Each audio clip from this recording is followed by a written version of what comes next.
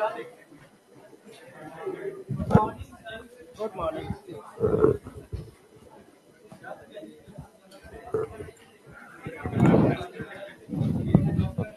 आवाज आ रही है आप सबको?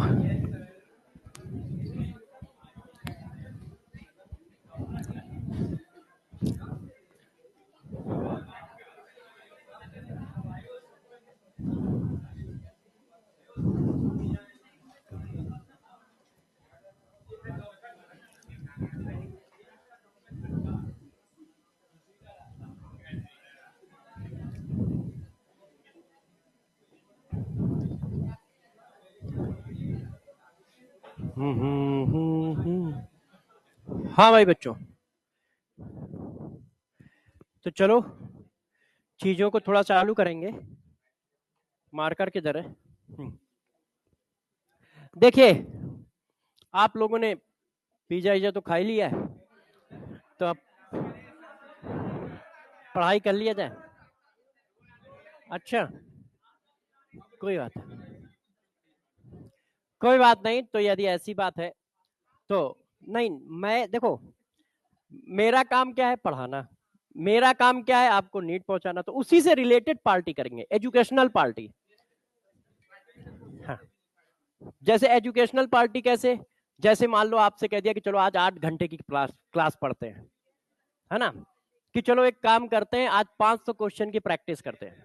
ये एजुकेशनल पार्टी है ना? फन करने के लिए भी पार्टी होनी चाहिए, ऐसा नहीं है। तो कल की पार्टी अच्छी चीज है, कोई खराब चीज नहीं है। यदि आप 2-4 घंटे नहीं पढ़ते हो तो उससे कोई सिलेक्शन नहीं रुकने वाला, क्योंकि 365 दिन में हम बहुत सारा टाइम खराब करते हैं। और ऐसा नहीं, हर लोग खराब करते हैं, हम भी खराब करते हैं। कभी मान लो क्लास है तो कभी कभी आधे घंटे हम लोग बातें ही कर जाते हैं, है ना? या देर से आ गया कोई, मैं तो नहीं आता हूँ, ठीक है ना? मैं बातें ज्यादा करता, क्योंकि आती नहीं है बातें मेरे को। तो चलो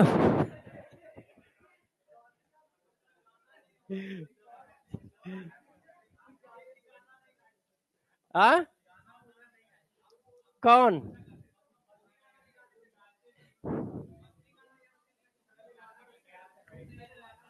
एक तो यार कल इतनी आवाज थी कि मेरी हिम्मत ही नहीं हुई बोलने की। मैंने कहा इतनी आवाज लाऊंगा कहां से मैं?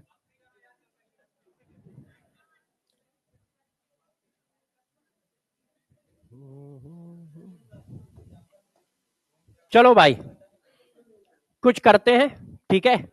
एक कदम और आगे बढ़ाते हैं नीट के लिए, ठीक है? डॉक्टर बनना है तो एक कदम और आगे बढ़ाना है। यदि कोशिश ये है कि डेली पिज्जा पार्टी करनी है तो भाई डॉक्टर बनना पड़ेगा, ठीक है? कि सारा खेल पैसे का ही है। जब आप ज्यादा से ज्यादा पैसे कमाओगे तभी आपका काम हो पाएगा।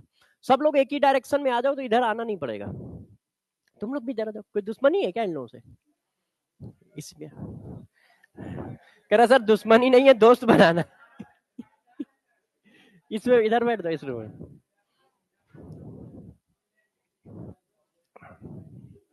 देखो, आयनिक इक्विलिब्रियम के बारे में कुछ बातें बताता हूँ और चैप्टर को पढ़ाना शुरू करूंगा, ठीक है? तो आयनिक इक्विलिब्रियम की खास बातें जरा समझो कि आयनिक इक्विलिब्रियम की खास बातें क्या है। पेपर में आपको 1 से 2 क्वेश्चन मिलेंगे, हाँ। और आयनिक इक्विलिब्रियम चैप्टर मतलब केमिकल और आयनिक दोनों मिला के, यदि केमिकल और आयनिक दोनों को जोड़ दिया जाए तो आपके पास 3 से 4 क्वेश्चन आएंगे। ये देखो, पिछले 2 साल से सिनारियो ये है कि 2 से 3 केमिकल, 1 से 2 आयनिक, ठीक है? मगर इससे पहले उल्टा होता था, आयनिक से 2 और केमिकल से 1, ऐसा चलता था, या 0। क्योंकि उस समय और भी चैप्टर थे, सॉलिड स्टेट था, गैसेस स्टेट था, सरफेस था, तो उनमें भी क्वेश्चन बढ़ते थे। तो केमिकल से कभी 0 आता था, कभी 1 आता था, आयनिक से 1 या 2 आते थे। मगर अब सिनारियो 2 साल से चेंज है। वो क्या करता है, पूरे इक्विलिब्रियम को एक चैप्टर मान के चलता है। पूरे इक्विलिब्रियम को जब आप एक चैप्टर मानते हो तो उसने कहा कि मुझे पूरे इक्विलिब्रियम से 3 से 4 क्वेश्चन देने हैं। तो जब वो एक चैप्टर मानता है तो क्या कर रहा है पिछले 2 साल से कि केमिकल से क्वेश्चन ज्यादा दे रहा है। आप चेक करो, 2 से 3 और आयनिक से 1 से 2। तो आयनिक यदि 2 है तो ये 2 है, और यदि एक है तो ये 3 है। ऐसा नहीं हो रहा है कि 2 3 इधर है 1 2 इधर है, और जबकि पहले ऐसा चलता था। तो हर समय हर चीज की इंपॉर्टेंस चेंज होती है, इसी को कहते हैं एनालिसिस करना। तो वो तो मान लो हम आपके लिए कर ही रहे हैं, आपको मैं बताता जाऊंगा कि कौन से चैप्टर में क्या करना है। ठीक है, इस चैप्टर की खास बात एक और, इस चैप्टर में आप फार्मूला पर बेस्ड मत रहिएगा। यदि आप फार्मूला रट के क्वेश्चन करोगे तो एक भी क्वेश्चन नहीं होगा, वो छोटे मोटे हो जाएंगे जो फार्मूला बेस्ड होंगे, और वो बहुत कम ही होते हैं। ठीक है, आपको फार्मूले के साथ साथ कुछ छोटे मोटे पॉइंट भी समझने पड़ेंगे कि नहीं यार, हम जब क्वेश्चन करने जाएं तो ये पॉइंट हमें आना चाहिए, ये पॉइंट हमें आना चाहिए। फार्मूले पर बेस्ड चैप्टर नहीं है, कुछ फार्मूले पर बेस्ड चैप्टर होते हैं, जैसे क्वालिटेटिव प्रॉपर्टी मतलब लिक्विड सोल्यूशन। लिक्विड सोल्यूशन में जो क्वालिटेटिव प्रॉपर्टी वाला पोर्शन है वो फार्मूला बेस्ड है। आप उसमें फार्मूला रट के जाओ, तुम्हारा क्वेश्चन बन जाएगा, आराम से बन जाएगा। फार्मूले में डायरेक्ट वैल्यू डालनी होगी और ज्यादा इधर उधर नहीं घूमेगा फार्मूला। मगर आप फार्मूला रट के थर्मोडायनेमिक्स में चले जाओ और फार्मूला रट के इसमें आ जाओ आयनिक इक्विलिब्रियम में, क्वेश्चन ही नहीं बनता है। इसीलिए बच्चे कहते हैं ये चैप्टर टफ है। चैप्टर टफ नहीं है, हर चैप्टर को पढ़ने और समझने की अलग अलग रिक्वायरमेंट होती है कि इस चैप्टर में क्या पॉइंट इंपॉर्टेंट है, इस चैप्टर में क्या पॉइंट इंपॉर्टेंट है। तो क्वेश्चन उसी हिसाब से ऊपर नीचे होता रहता है। जैसे आपका और भी चैप्टर है, बहुत सारे चैप्टर है, जैसे एटॉमिक स्ट्रक्चर है, एटॉमिक स्ट्रक्चर में भी बहुत सारे कॉन्सेप्ट भी है, फार्मूले भी है, उसमें फार्मूले से भी क्वेश्चन बनेगा, क्योंकि फिजिक्स से रिलेटेड है। तो केमिस्ट्री में थोड़ा फार्मूला बेस्ड क्वेश्चन दे भी देते हैं एटॉमिक में, वो कि यार इनको ना परेशान करो। ठीक है, मगर हाँ, उसको समझाना बैच के अंदर टफ बैठता है केमिस्ट्री में, क्योंकि उसमें फिजिक्स ही पढ़ा रहे होते हैं, केमिस्ट्री तो उसमें पढ़ते ही नहीं है। वो लग रहा होता है कि केमिस्ट्री कुछ पढ़ रहा है, उसमें केमिस्ट्री वही पीछे वाला है, वो जो इलेक्ट्रॉनिक कॉन्फ़िगरेशन निकालते हैं, ऑर्बिटल ऑर्बिटल। फर्स्ट हाफ तो पूरा फिजिक्स है। आप जब मैं फर्स्ट हाफ पढ़ाऊंगा तो बिल्कुल फिजिक्स ही जैसा चल रहा होगा। बस उनकी रिक्वायरमेंट और क्वेश्चन पूछने के तरीके अलग है, हमारी रिक्वायरमेंट हमारे क्वेश्चन पूछने के तरीके अलग है, मगर वो सारी चीज चलेगी फिजिक्स से ही, क्योंकि वो फिजिक्स ही है। Centripetal force, centrifugal force, potential energy, kinetic energy, ये केमिस्ट्री के थोड़ी पार्ट है, ये तो सब फिजिक्स के ही है, और यही सब उसमें भरा पड़ा है, तो वो सब बताना भी पड़ेगा। तो ऐसे चैप्टर है। तो आयनिक इक्विलिब्रियम स्टार्ट कर रहा हूं, तो आयनिक इक्विलिब्रियम बारे में बता दिया, 1 से 2 क्वेश्चन इंपॉर्टेंट है, ज्यादा बड़ा नहीं है, ज्यादा छोटा चैप्टर नहीं है, मगर फिर भी आपके कम से कम 15-20 पेज तो मिनिमम भर ही जाएंगे, क्योंकि इस चैप्टर में हम लोग कम से कम 70 से 80 क्वेश्चन जरूर करेंगे, क्योंकि जितना ज्यादा क्वेश्चन करेंगे उतना ज्यादा तुम समझ पाओगे कि अच्छा सिचुएशन चेंज हुई है तो सर ने कॉन्सेप्ट चेंज कर दिया है। तो केमिकल में जैसे हम कम क्वेश्चन किए होंगे, छोटा चैप्टर है, बहुत छोटा, मगर फिर भी 40-50 कर ही दिए होंगे, इसमें थोड़े ज्यादा क्वेश्चन करेंगे, क्योंकि क्वेश्चन बेस्ड चैप्टर है। आज तो इसका सिर्फ बेसिक पार्ट चलेगा, हो सकता है वहां तक पहुंच जाए, नहीं तो बिल्कुल बेसिक बेसिक वाली चीजें चल रही होंगी जो इंपॉर्टेंट है इस चैप्टर में लगेंगी, और मैं बताता रहूंगा किस हेडिंग का क्या इंपॉर्टेंट है, जैसे आपको पता रहे कि किस चीज पे कितना फोकस करना है। तो देखो, सबसे पहले इसमें हम पढ़ेंगे क्या क्या, एसिड बेस कॉन्सेप्ट पढ़ेंगे, इलेक्ट्रोलाइट क्या होता है ये पढ़ेंगे, आयनिक प्रोडक्ट ऑफ वाटर, ये आया पीएच ऑफ सॉल्यूशन। अब चैप्टर में घुसे हैं, पीछे वाली जो 3 हेडिंग है, आज हमारा कोशिश होगी कि ये 3 खत्म कर लें, ये आपका बेस बनाएंगे। मतलब छोटी छोटी बातें जो बीच बीच में आती है ना, वो बच्चों को पता होनी चाहिए, नहीं तो एक छोटा सा कंफ्यूजन ही बड़े कंफ्यूजन में कन्वर्ट होता है। और फिर common ion effect, salt hydrolysis, buffer solution, solubility product of solubility product, और बाकी इसके अंदर बहुत छोटी छोटी हेडिंगें भी होंगी। तो ये तो हो गया पूरे चैप्टर की समरी। अब स्टार्ट करते हैं चैप्टर को। एसिड बेस कॉन्सेप्ट क्या है? देखो, टोटल एसिड बेस कॉन्सेप्ट होते हैं 5, नीट और जेई के सिलेबस में है 3। ठीक है, Arrhenius concept, Bronsted and Lowry concept और ल्यूइस कॉन्सेप्ट। तो ये 3 कॉन्सेप्ट पढ़ेंगे। इसमें इंपॉर्टेंट क्या है, इन कॉन्सेप्ट पर बेस्ड क्वेश्चन केमिस्ट्री में नहीं आता है। ठीक है, कहां पे क्या चीज इंपॉर्टेंट होगी मैं बताता जाऊंगा। तो सबसे पहले हम लोग इसमें करते क्या है, इस कॉन्सेप्ट की जरूरत क्या है, तो इस कॉन्सेप्ट में हम एसिड एंड बेस की डिफिनीशन बताते हैं कि आप कैसे जानोगे कि ये एसिड है, आप कैसे जानोगे कि ये बेस है। वो खुद तो बताएगा नहीं मैं एसिड हूं, मैं बेस हूं, और ना आपको स्ट्रक्चर दिखता है कि नहीं यार इसका स्ट्रक्चर ऐसा है तो ये एसिड है, इसका स्ट्रक्चर ऐसा है तो ये बेस है, ऐसा तो कुछ दिखता नहीं, मॉलिक्यूल अपने को दिखता नहीं है, केमिस्ट्री पूरी भावनाओं पे चलती है ना। तो जरा देखो, इन कॉन्सेप्ट का मतलब है एसिड और बेस की डिफिनीशन बताना, कि भाई एसिड क्या होता है, बेस क्या होता है, उसकी डिफिनीशन क्लियर करना। तो हमारे पास सबसे पहले आता है आर्हीनियस कॉन्सेप्ट। तो आर्हीनियस कॉन्सेप्ट किसको बोलते हैं, जरा देखो, आराम से मस्ती मस्ती में पढ़ना है। एसिड आर्हीनियस के थ्रू क्या होता है। आर्हीनियस भैया का कहना है कि यार मैंने वाटर में किसी को डाला और उसने प्रोटॉन इशू कर दिया, मैंने वाटर में किसी को डाला और उसने प्रोटॉन इशू कर दिया, तो उसका नाम हम लोग क्या रख देंगे, एसिड। तो हम लोग ने क्या किया, एसिड क्या होते हैं, प्रोटॉन डोनर इन वाटर, जो वाटर में प्रोटॉन देगा उसका नाम एसिड होगा।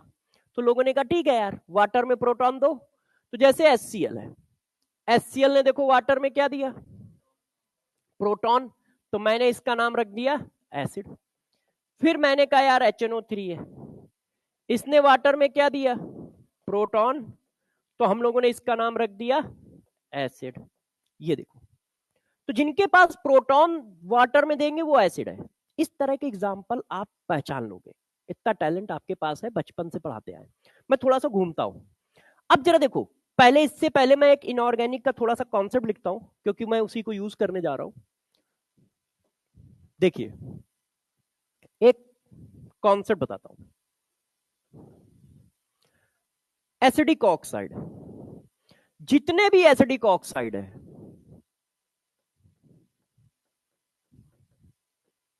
पूरी पीरियोडिक टेबल में जितने भी हैं, चाहे वो एस ब्लॉक हो, डी ब्लॉक हो, ब्लॉक से कोई लेना देना ही नहीं है, सिर्फ ये एक केमिस्ट्री से लेना देना है।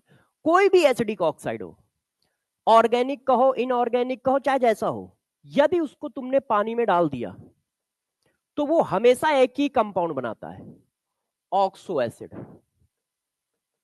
Of same oxidation number, same oxidation number. ये इनऑर्गेनिक का कॉन्सेप्ट है, ठीक है, बुकों में नहीं मिलेगा, मैं इसको थोड़ा समझा देता हूं क्योंकि यहीं पे लिखूंगा। जैसे किसी ने कहा कि SO2 क्या है, एसिड या बेस, अब मैं इसको पानी में डालूंगा, अब देखता हूं कि ये प्रोटॉन इशू करता है कि नहीं, ऐसे तो इसमें प्रोटॉन नहीं है, तो तुम तो मना कर दोगे कि नहीं यार ये कुछ नहीं है ना। तो आर्हीनियस भैया गुस्सा हो जाएंगे क्योंकि उनको ये याद था। तो देखो क्या होता है, जैसे ये देखो SO2 है, पहले इस कॉन्सेप्ट को समझा दूं, नहीं तो तुम प्रोडक्ट नहीं बना पाओगे। SO3 है, अब देखिए जरा, यहां सल्फर की ऑक्सीडेशन नंबर, यहां पे 6। मैंने कहा आप एसिडिक ऑक्साइड को पानी में डालोगे तो क्या बनेगा, corresponding oxo acid. Oxo acid आप लोग अभी पी ब्लॉक सर ने पढ़ाया है, तो अभी वो पढ़ाएंगे, मैं थोड़ा सा बस बता देता हूं जितना अपने जरूरत का है। जैसे ये देखो, ये सब ऑक्सो एसिड है, ये देखिए, है ना। तो अब जरा देखो, इसमें से कौन सा बनाया जाए, तो इसकी ऑक्सीडेशन नंबर कितनी है, 4। इनमें से देख लो किसमें 4 आ रही है, तो पहले वाले में 4 आएगी, दूसरे वाले में 6 आएगी, तो इसका मतलब ये बनेगा, इसमें क्या बनेगा, ये बनेगा, ठीक है। इसी तरह मान लो किसी ने कहा यार ये देखना, अभी बहुत डरावना चीज लिखने जा रहा हूं, ये है, किसी ने कहा बताओ आंसर क्या आएगा, अरे भाई ये भी तो एसिडिक ऑक्साइड है, ब्लॉक से अपने को कोई लेना देना नहीं है, कोई भी एसिडिक ऑक्साइड है, उसको तुमने पानी में मारा तो ऑक्सो एसिड देगा। अब क्रोनियम का ऑक्सो एसिड कौन होता है, क्रोमिक एसिड, क्रोनियम का एक ही होता है ऑक्सो एसिड, ये इसी तरह P4O10। अब P4O10 में भाई की कितनी है, इसमें 6 थी, इसमें ये 5, इसका एक ही होता है, तो इसलिए मैंने डायरेक्ट बना दिया, मगर रूल वही है, कॉन्सेप्ट वही है। अब इसको करो, देखो यहां पे मैंने गलत लिखा, किसी ने बताया नहीं, CrO3 होता है, 4 नहीं होता है। इसको करो तो ये 5 है, 5 वाला ऑक्सो एसिड कौन होता है, इसमें 5 है, इसमें 5 कहां होती है, इसमें चेक करोगे 1, इसमें चेक करोगे 3, इसमें चेक करोगे तो 5। अब एक रिएक्शन करो या 1,00,000 रिएक्शन करो, कॉन्सेप्ट यही है।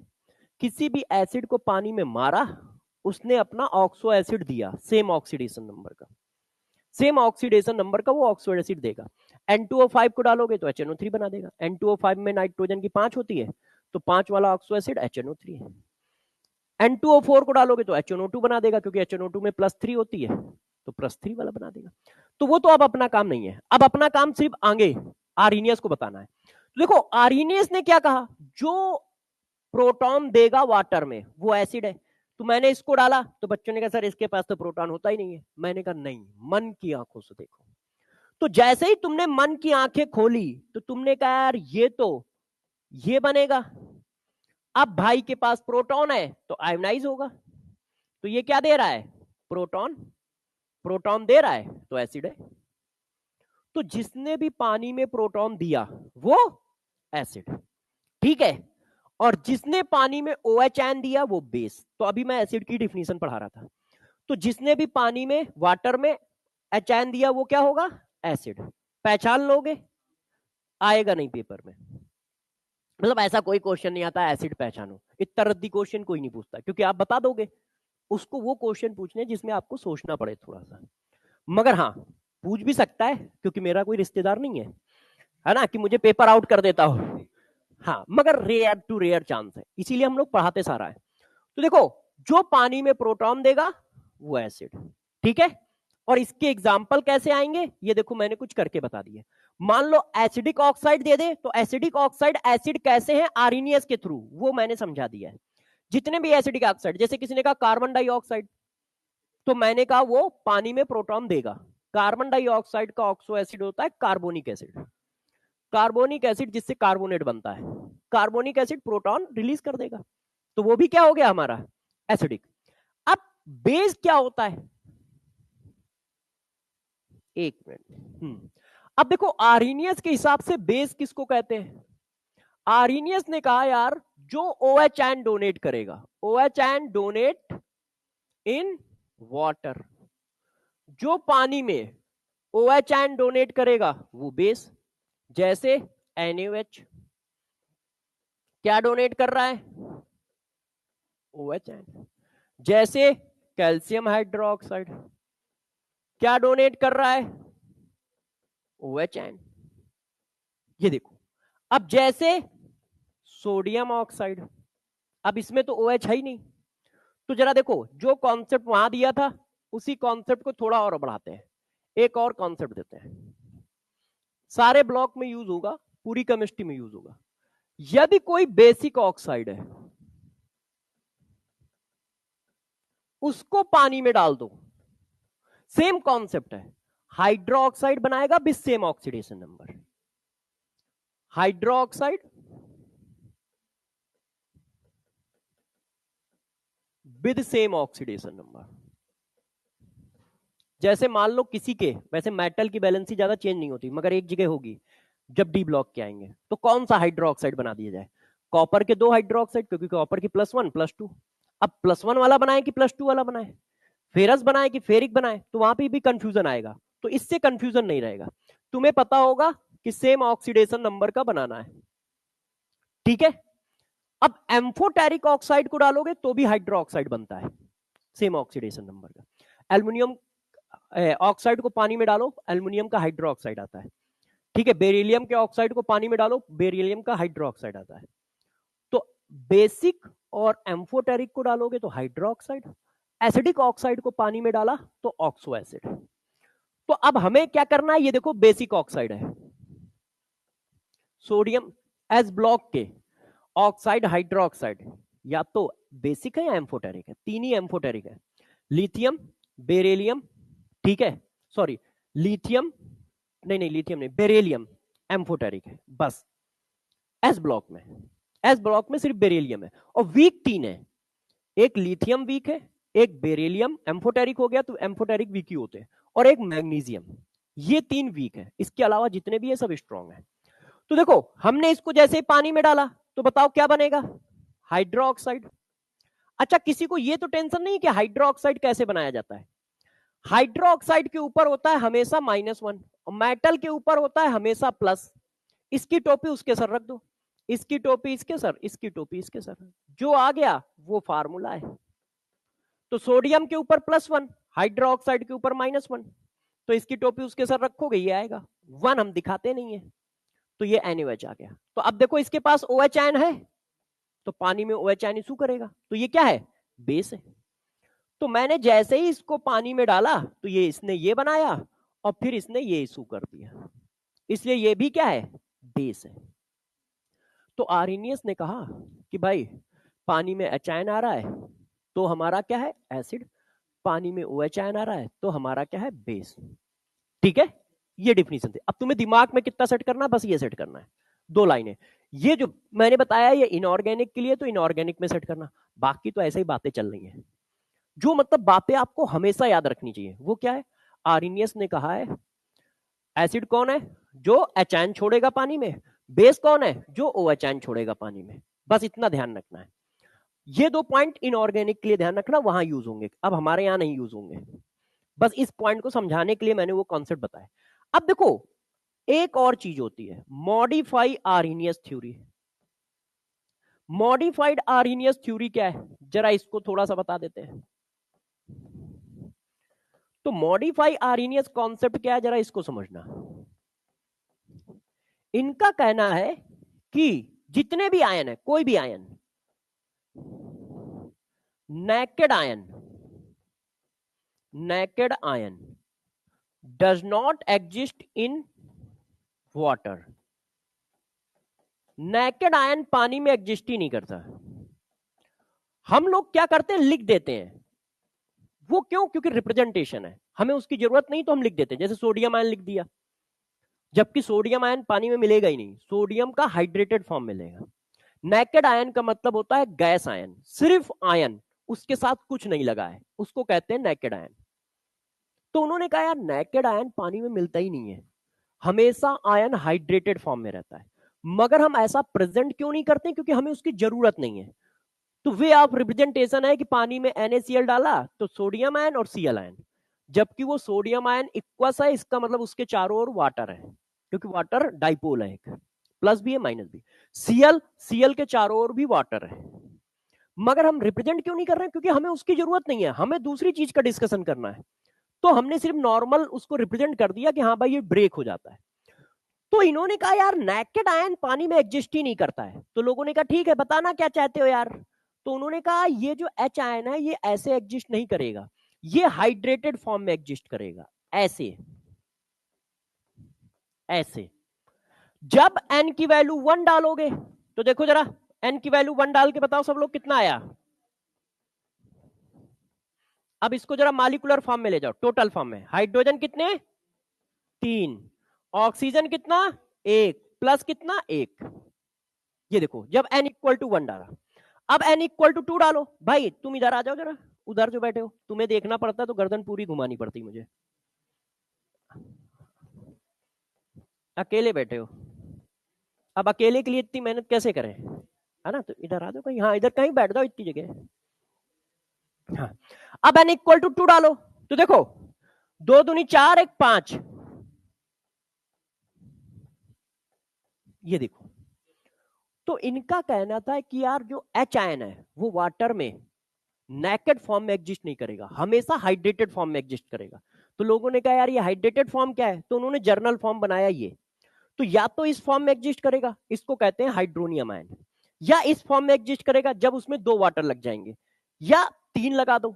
तो एक क्वेश्चन ये बनता है कि H आयन इक्वस फॉर्म में किस तरह से एग्जिस्ट करता है। तो ऑप्शन में इसी तरह से बहुत सारे लिख दिए जाते हैं। अब आप कैसे पकड़ोगे, इससे ये याद रखना जरूरी है। कौन कौन से आयन बनेंगे, जब N इक्वल टू 1 डालोगे, 2 डालोगे, 3 डालोगे, वाटर आधा पौना थोड़ी जुड़ेगा कि वाटर का H जुड़ गया, OH अपना कहीं टहल रहा है, पूरा वाटर जुड़ेगा, है कि नहीं। तो ध्यान रखिएगा, तो N इक्वल टू 1 डालोगे, N इक्वल टू 2 डालोगे, N इक्वल टू 3 डालोगे, जो आयन आ रहे हैं वही पॉसिबल है। जैसे मैंने पूछा कि क्या ये आयन पानी में पॉसिबल है, अब इसमें N इक्वल टू देख लो, ये मिलेगा ही नहीं, तो वो तो उसने ऑप्शन में हमें परेशान करने के लिए बना रखा है, ये तो एग्जिस्ट ही नहीं करता है, क्योंकि n इक्वल टू 1 डालोगे या 2 डालोगे या 3 डालोगे, तो इस तरह से वो ऑप्शन देगा आपको। तो उसको पकड़ने के लिए ये जो जर्नल फॉर्म है इस पर फोकस रखो कि ये फॉर्म हमारे दिमाग में रहना चाहिए कि हाँ यार ये क्या है, क्योंकि इससे ये सब जनरेट हो जाएंगे। तो उन्होंने मॉडिफाई में क्या बताया, मॉडिफाई में उन्होंने एसिड की डिफिनीशन ये दी। इनसे पूछा गया भाई एसिड क्या है, तो भाई ने बोला यार एसिड वो होता है जो पानी में हाइड्रोनियम आयन डोनेट करता है, और बेस वो होता है जो पानी में OH आयन डोनेट करता है।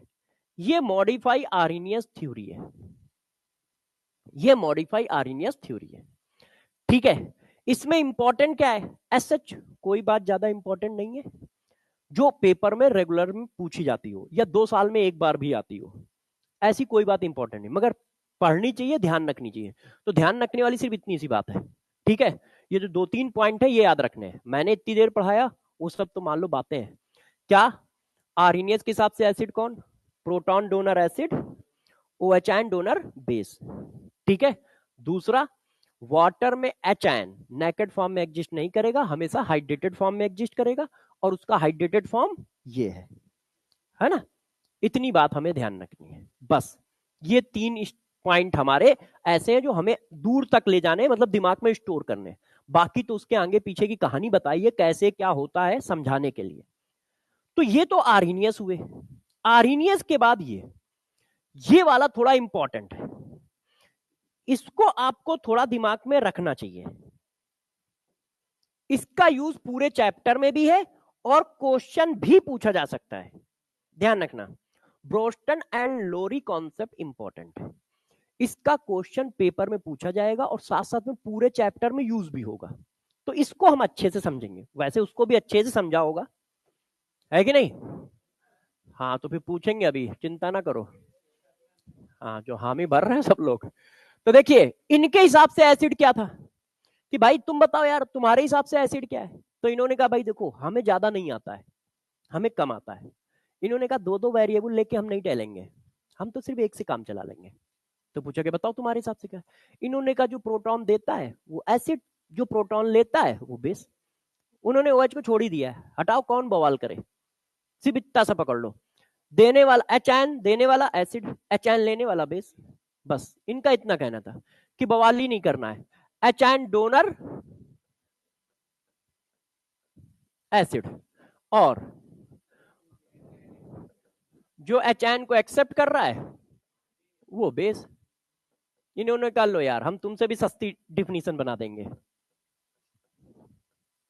ये लो बवाल खत्म।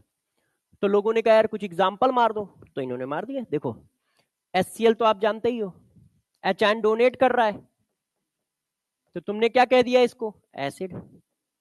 अच्छा, अब ये देखो इसने प्रोटॉन एक्सेप्ट किया, जब कोई प्रोटॉन एक्सेप्ट करेगा तो प्रोटॉन बढ़ जाएगा, मतलब पहचानना भी तो होगा हमें। तो पहचानो कैसे, देखो यहाँ 3 थे, अब यहाँ कितने 4, तो इसका मतलब ये प्रोटॉन ले रहा है, तो ये बेस। अब इसके पास 1 था, अब कितने 0, इसका मतलब ये दे रहा है एसिड, क्योंकि हमें वहां पहचानना भी पड़ेगा। तो यदि कोई एसिड है प्रोटॉन देगा, कोई बेस है तो प्रोटॉन लेगा। तो बच्चों ने कहा ठीक है यार ये तो बहुत छोटी सी बात है। मैंने कहा चलो अच्छा थोड़ा खेलते हैं, जब छोटी सी बात है तो मैंने छोटी बात को बड़ी करने की कोशिश की। मैंने कहा जरा बच्चों जब आप इतना कह ही रहे हो तो जरा ये बताओ कि ये क्या है, ध्यान दीजिएगा। ये क्या है, इसके बारे में पूछ रहा हूं। H2O निगेटिव, या ये लो, अब सही है। इसमें यहां पे एक H कम कर दो, नहीं तो फार्मूला सही नहीं था वो, अब सही है। HO2 negative. अब ये क्या है, भाई के पास 1 प्रोटॉन था, अब कितने 2, तो प्रोटॉन एक्सेप्ट किया है, और यदि प्रोटॉन एक्सेप्ट कर रहा है तो क्या होगा, बेस। क्लियर है? तो ये कौन सा बेस है, ब्रोस्टन एंड लोरी बेस है। नाम ना लगाओ तो भी बुरा मानते हैं, है ना। तो तो ये कैसा बेस है, ब्रोस्टन एंड लोरी बेस है। अच्छा, अब ये बताओ ये कौन है? भाई के पास एक था, अब 0 है, इसका मतलब डोनेट हुआ है, तो ये एसिड है। हाँ, अब जरा देखो बवाल, इधर बेस है इधर एसिड है, इसका मतलब इसके पास दोनों नेचर है ना? जैसे तुम्हारे पास खूब टैलेंट होता है, तुम फिजिक्स भी जानते हो, केमिस्ट्री भी जानते हो, जूलॉजी भी जानते हो, बॉटनी भी जानते हो, है तो टैलेंट देखो, हम लोग, इनको केमिस्ट्री आती, सिर्फ इनको जूलॉजी आती है, इनको बायोलॉजी, हाँ नहीं तीनों केमिस्ट्री जानते इनको सिर्फ केमिस्ट्री आती। लो 20 साल में सीखे क्या इतनी सी केमिस्ट्री? देखो एक एक साल में बच्चे कितना सीख के बैठे हैं, बायोलॉजी, केमिस्ट्री, फिजिक्स है। तो ये देखो, ये भाई क्या है? बेस भी है, ये भाई क्या है? एसिड भी है। तो ऐसे भी स्पीसीज होंगे जिनके पास दोनों नेचर होगा, है वो रिएक्शन डिसाइड करेगी कि उस समय वो क्या है। देखो इस रिएक्शन में क्या है? बेस, इस रिएक्शन में क्या है? एसिड। इसका मतलब ऐसे भी स्पीसीज होंगे, ठीक है, जो दोनों तरह का नेचर शो कर सकते होंगे। तो हमें इस बात से तैयार रखना चाहिए कि यार वो एसिड बेस भी हो सकता है किसी रिएक्शन में, बेस एसिड भी हो सकता है किसी रिएक्शन में। इसका मतलब क्या सीखे कि रिएक्शन से पकड़ना है, नेचर से नहीं पकड़ना है, रिएक्शन से पकड़ना है ना? जैसे मैंने कहा ये कौन, तुमने कहा स्टूडेंट, हमने कहा लोग, हो गई गलती, तुमने क्या किया, इन पे ठप्पा मार दिया स्टूडेंट। हो सकता है अभी जाके कहीं ट्यूशन पढ़ाते हो, तो टीचर भी तुम्हें, तो तुम देखोगे कि बैठे कहां है, उधर बैठे हैं तो स्टूडेंट, इधर खड़े हैं तो टीचर। तुमने जबरदस्ती अपना ठप्पा मार दिया कि स्टूडेंट, तो वही यहां है। इधर देखो, तो इसका मतलब आप एसिड को एसिड, अरे अब इतना इमोशनल ना हो तो आप एसिड को एसिड और बेस को बेस रिएक्शन देख के बोलोगे, रिएक्शन में बोलोगे। ऐसा नहीं है कि आपने ऐसे ही देख के बोल दिया, रिएक्शन में उसका बिहेवियर जैसा दिखेगा वैसा बोलेंगे। और बिहेवियर में इतना उसे चेक करना है, प्रोटॉन दे रहा है एसिड, प्रोटॉन ले रहा है बेस, और कुछ चेक ही नहीं करना है, मगर रिएक्शन के बेसिस पर बोलोगे। इतनी बात क्लियर है? अब तुम्हारा मन करेगा कि क्वेश्चन करूंगा, है ना? तो लो, अच्छा रुक जाओ, अभी ये लैंग्वेज नहीं जानते हो, पहले एक लैंग्वेज पढ़ा दूं फिर क्वेश्चन करते हैं। अब जरा देखो यार बच्चों, इसमें एक और चीज चलती है, क्या? देखिए, conjugate acid base pair, pair के बगैर तो केमिस्ट्री में भी काम नहीं है, देख लो, है ना? लौंडे खुश कितना हो जाते कुछ।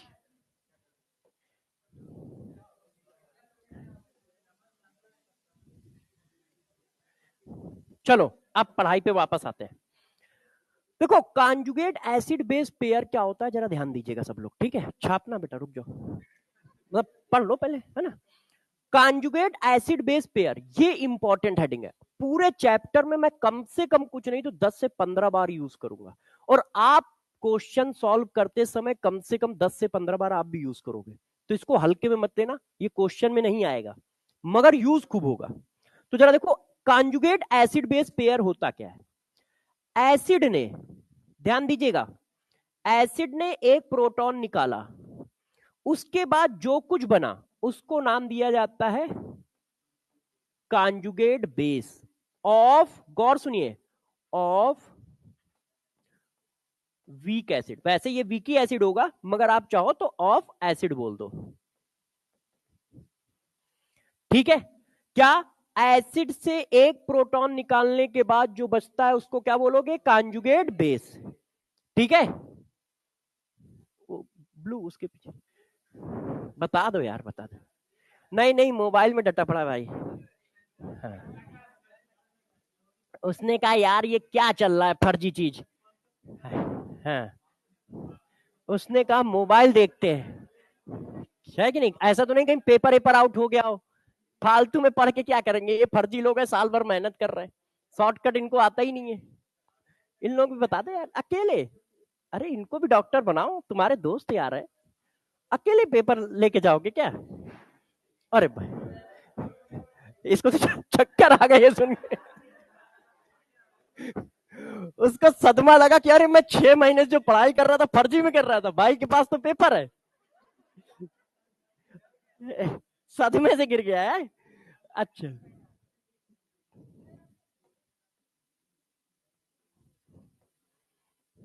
अरे बच्चे हैं, कंफ्यूज कर दिया है। अब उनको पता नहीं है सर रट क्या है, अभी भूल जाएंगे। कॉन्जुगेट एसिड, अपने जैसा तेज समझ रहे हैं सब। देखो, एक प्रोटॉन माइनस करने के बाद जो बचा उसको कहेंगे कॉन्जुगेट बेस। ठीक है, एक प्रोटॉन एक्सेप्ट करने के बाद जो बना उसको कहेंगे कॉन्जुगेट एसिड। तो एसिड जब एक प्रोटॉन निकाल देगा तो कॉन्जुगेट बेस जनरेट होगा। बेस एक प्रोटॉन एक्सेप्ट कर लेगा तो कॉन्जुगेट एसिड जनरेट होगा, क्योंकि यहां बस एक ही चीज है, एच आयन देना या एच आयन लेना। तो देखो, एसिड ने एच आयन दिया, मतलब निकाल दिया, उसके बाद जो कुछ बचा उसको कॉन्जुगेट बेस कहेंगे। बेस ने प्रोटॉन एक्सेप्ट कर लिया, जो कुछ बचा उसको कॉन्जुगेट एसिड कहेंगे। तो बच्चों ने कहा नहीं सर एक एग्जांपल मार दो। तो मैंने कहा ये देखो, जैसे ये अमोनिया है, अब ये रिएक्शन लिखी है, अब इस रिएक्शन को हम देखते हैं। तो देखो यहां पे कितने हैं 3, यहां पे कितने हैं 4, प्रोटॉन एक्सेप्ट किया है, तो ये क्या हुआ बेस। ठीक। अच्छा, प्रोटॉन एक्सेप्ट करने के बाद जो बनता है क्या है, कॉन्जुगेट एसिड। तो ये अमोनिया बेस है, तो ये क्या हुआ कॉन्जुगेट एसिड। किसका कॉन्जुगेट एसिड है, तो कॉन्जुगेट एसिड ऑफ अमोनिया। सही चल रहा है, समझ तो पा रहे हो ना सब लोग। देखो सब लोग पूछते रहिएगा, ठीक है। अब मैं आगे बढ़ रहा हूं। अब अच्छा, अब आपने कहा कि नहीं सर एक क्वेश्चन और पूछ लो, तो हमने कहा ठीक है पूछते हैं। तो क्या है, जब तक छापते रहो, क्या है, एसिड प्रोटॉन निकालेगा तो क्या बनेगा conjugate base. Base proton accept करेगा तो क्या बनेगा कॉन्जुगेट एसिड। ठीक है, पहचानना कैसे है, बस इतना देखना है, एसिड ने एक प्रोटॉन इशू किया, जो मिला वो कॉन्जुगेट बेस। इसका मतलब इनके बीच में क्या होगा, एक प्रोटॉन का डिफरेंस होगा, इनके बीच में भी एक प्रोटॉन का डिफरेंस होगा। इसमें प्रोटॉन डिक्रीज कर रहा है, इसमें प्रोटॉन इंक्रीज कर रहा है कि नहीं। तो आपसे ये खूब पूछा जाएगा कि कॉन्जुगेट एसिड ऑफ अमोनिया। तो कॉन्जुगेट एसिड ऑफ अमोनिया क्या है, ये अमोनिया ने जब प्रोटॉन एक्सेप्ट किया तो अमोनियम आयन आया, वो क्या है कॉन्जुगेट एसिड ऑफ अमोनिया है। अब मैंने कहा कॉन्जुगेट बेस ऑफ अमोनिया बताओ। तो यार कॉन्जुगेट बेस कब मिलता है, जब प्रोटॉन रिलीज करो। तो यार हम ऐसा आ गया, भाई ये तो क्वेश्चन बनना है ना, रियलिटी में वो क्या करेगा क्या नहीं करेगा हमें नहीं पता। उसने कहा कॉन्जुगेट बेस ऑफ अमोनिया बताओ। तो कॉन्जुगेट बेस कब मिलता है, जब कोई प्रोटॉन निकालता है। ये देखो मैं कह रहा हूं कॉन्जुगेट बेस ऑफ अमोनिया बताओ, तो इसका मतलब तुम कह रहे हो अमोनिया एसिड की तरह यूज करो। तो कॉन्जुगेट बेस कब बनता है, जब वो प्रोटॉन निकाल दे। तो अमोनिया ने प्रोटॉन निकाल दिया, ये बना कॉन्जुगेट बेस ऑफ अमोनिया। इसका मतलब इस रिएक्शन में अमोनिया एज ए एसिड है और इस रिएक्शन में अमोनिया एज ए बेस है। Conjugate base of ammonia, ammonia conjugate base है, अमोनिया का कॉन्जुगेट बेस। तो किसी का कॉन्जुगेट बेस कैसे मिलता है, प्रोटॉन निकालने के बाद। किसी का कॉन्जुगेट एसिड कैसे मिलता है, प्रोटॉन देने के बाद, है ना, दिमाग में बैठालना ये बात। किसी का कॉन्जुगेट बेस कैसे मिलता है, प्रोटॉन निकालने के बाद। किसी का कॉन्जुगेट एसिड कैसे मिलता है, प्रोटॉन एक्सेप्ट कराने के बाद। ये देखो तो छप गया है। अब जरा देखो बच्चों, मैंने कहा यार इसमें जरा बताना। देखो ये एस्टिक एसिड है और ये ऐसे ब्रेक हो गया। मैंने आपसे पूछा conjugate base of acetic acid, acetic acid का शॉर्टकट फॉर्म लिख ले, है ना, ऑर्गेनिक में आपने सुना है। ठीक है, तो अब ऑप्शन दिए मैंने कहा यार इसका कॉन्जुगेट बेस ये होता है, मैंने कहा इसका कॉन्जुगेट बेस फॉर्म ये होता है, मैंने कहा इसका कॉन्जुगेट बेस फॉर्म ये होता है, मैंने कहा ये दोनों होते हैं यार।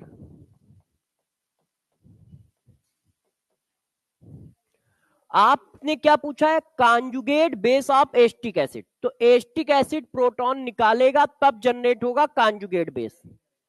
Conjugate base of acetic acid, acetic acid जब प्रोटॉन निकालेगा तब जनरेट होगा कॉन्जुगेट बेस। क्लियर है? तो आंसर क्या आना चाहिए? तो एसिड जब प्रोटॉन निकाल देगा उसके बाद जो बचेगा उसको क्या कहोगे? Conjugate base. तो क्या आया? क्या आया? क्लियर है? सही चल रहा है? अच्छा, बच्चों ने कहा सर सही चल रहा है, तो मैंने कहा ठीक है, जरा एक बात और कर लेते हैं, अब कुछ क्वेश्चन को निपटा लेते हैं। Conjugate base of HO2 negative, conjugate base कब मिलता है? प्रोटॉन निकालने के बाद जो मिलता है वो कॉन्जुगेट बेस है ना? कॉन्जुगेट बेस कह रहा है। तो कॉन्जुगेट बेस कब मिलता है? जब एसिड प्रोटॉन निकाल देता है। इसका मतलब भाई को वो एज ए एसिड ले रहा है। तो जब प्रोटॉन निकाल दोगे तो क्या बचेगा? रिएक्शन ऐसे ही चलेगी ना। प्रोटॉन निकाल दिया, प्रोटॉन निकालने के बाद क्या बचा? सही है? तो प्रोटॉन निकालने के बाद जो बचा वो कॉन्जुगेट बेस है। तो कौन सा आंसर टिक करूं?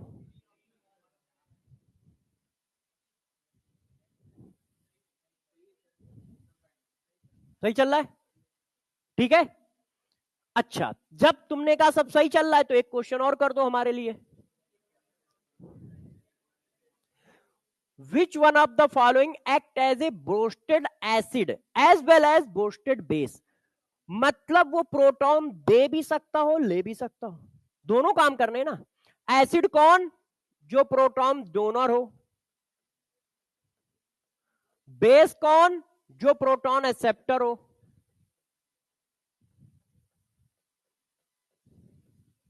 अच्छा, थोड़ा सा करेक्शन कर दूं, अभी तुम क्वेश्चन जो कर रहे होगे गलत कर रहे होगे, क्योंकि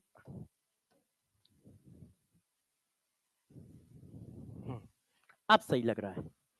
अब जरा देखो, एसीटेट आयन प्रोटॉन एक्सेप्ट तो कर सकता है, डोनेट नहीं कर सकता। हाइड्रोजन से अटैच हाइड्रोजन, सॉरी कार्बन से अटैच हाइड्रोजन एसिडिक नहीं होता है। Oxygen, sulphur, hydrogen, triple bond, ये हमारी एसिडिक कंडीशन है। इनसे अटैच हाइड्रोजन इतना एसिडिक या इतना एक्टिव होता है कि स्ट्रॉन्ग बेस से रिएक्शन कर लेगा। जैसे आप ट्रिपल बॉन्ड से अटैच हाइड्रोजन में स्ट्रॉन्ग बेस डालो, रिएक्शन हो जाएगी। डबल बॉन्ड में नहीं होगी। आप लोगों ने ट्रिपल बॉन्ड मतलब एसिटिलीन की रिएक्शन आप लोगों ने दोनों से पढ़ी है। किससे?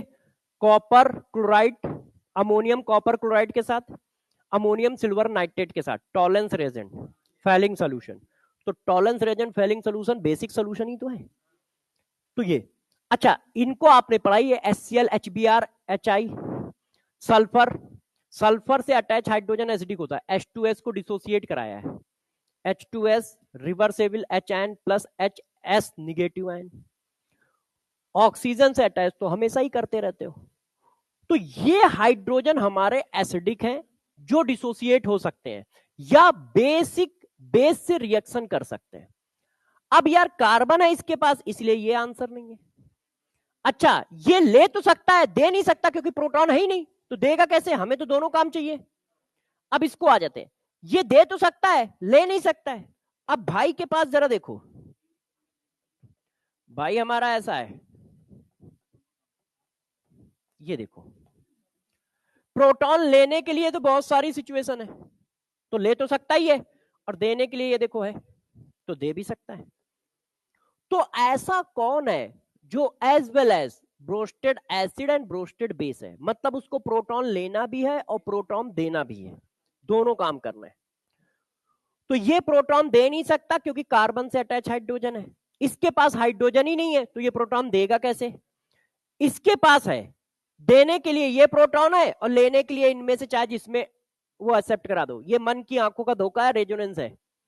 सोच रहे हो कि अच्छा ये डबल बॉन्ड पे भी करा दे रहे हैं, है ना? हाँ, जरा एक बार नाइट्रोजन को डिसोसिएट करने वाली कोई रिएक्शन बता दो जो तुम्हारे दिमाग में आ रही हो। ले तो लेंगे हम, मगर कोई ऐसी रिएक्शन बताओ जिसमें नाइट्रोजन का एच आप हटा रहे हो बेस डाल के। कोई एक रिएक्शन याद आ रही हो तो।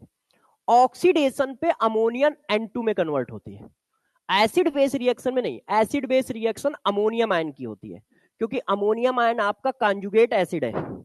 अभी आपने लिख के दिया है हमें, किधर चला गया? देखो कंजुगेट एसिड है ना। तो नाइट्रोजन से अटैच हाइड्रोजन कभी भी बेस से रिएक्शन नहीं करता है।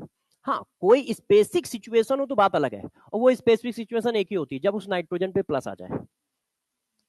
तो वो ऐसा अमोनियम आयन में होता है, तो अमोनियम आयन बेस ही नहीं है, वो तो कंजुगेट एसिड है। एसिड है तो बेस से रिएक्शन करेगा ही, उसमें कोई कहने की बात ही नहीं है ना? तो जरा देखो, हम लोगों ने क्या पढ़ा, ऐसा कौन सा मॉलिक्यूल है जो Bronsted acid as well as Bronsted base है, मतलब जो प्रोटॉन ले भी सकता है, प्रोटॉन दे भी सकता है।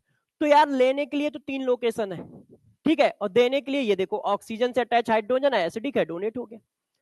बच्चे ने कहा नहीं सर ऐसा थोड़ी चलता है, 2 क्वेश्चन गलत बात होती है, 3 2, तो मैंने कहा लो अब इस क्वेश्चन को करो। अच्छा है, टफ है, समझना। In which of the following HCO3 negative plus water, reversible carbonate ion plus hydronium ion, which two substance are Bronsted base? Reversible reaction है तो दोनों तरफ से देखोगे, क्योंकि रिएक्शन A to B भी हो रही है, B to A भी हो रही है। अब मेरे से पूछा क्या उसने, इसका मतलब क्या होता है? Proton acceptor. जब आप प्रोटॉन एक्सेप्ट करोगे तो प्रोटॉन के नंबर बढ़ेंगे। पहले इधर से इधर देख लेते हैं। भाई के पास एक प्रोटॉन, अब 0, तो ये तो दे रहा है, तो ये तो एसिड हुआ, हमें एसिड चाहिए नहीं। इधर आ जाओ, भाई के पास 2 प्रोटॉन, अब 3, ले रहा है, ये बेस है। ये तो आपने लेफ्ट टू राइट चेक की, रिवर्सेबल का साइन है, अब इधर से इधर भगो।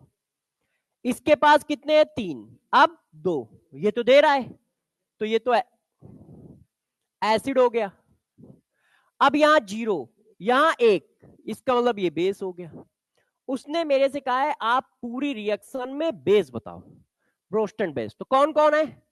कार्बोनेट और वाटर। तो कार्बोनेट और वाटर कैसे पहचाना, समझ पा रहे हो? क्लियर है? समझ पा रहे हो ना? डरो नहीं, है ना? तुम बेटा जो इधर छुप रहे हो, समझ पा रहे हो? अरे उन दोनों को कह रहा हूं, तुम लोग उस जगह क्यों छुप के बैठे हो? तुम ही दोनों से कह रहा हूं, अरे इतनी जगह कहीं बैठ जाते, समझ रहे? ठीक है, अरे 2 लड़के उधर बैठे कुन्ने में छुपे, तो वो दिखते नहीं है। अच्छा, तुम्हें बहुत नॉलेज है उसके बारे में, है? हाँ, उन 2 लड़के के बारे में ये बहुत जानते हैं। अच्छा अच्छा, कोई बात नहीं,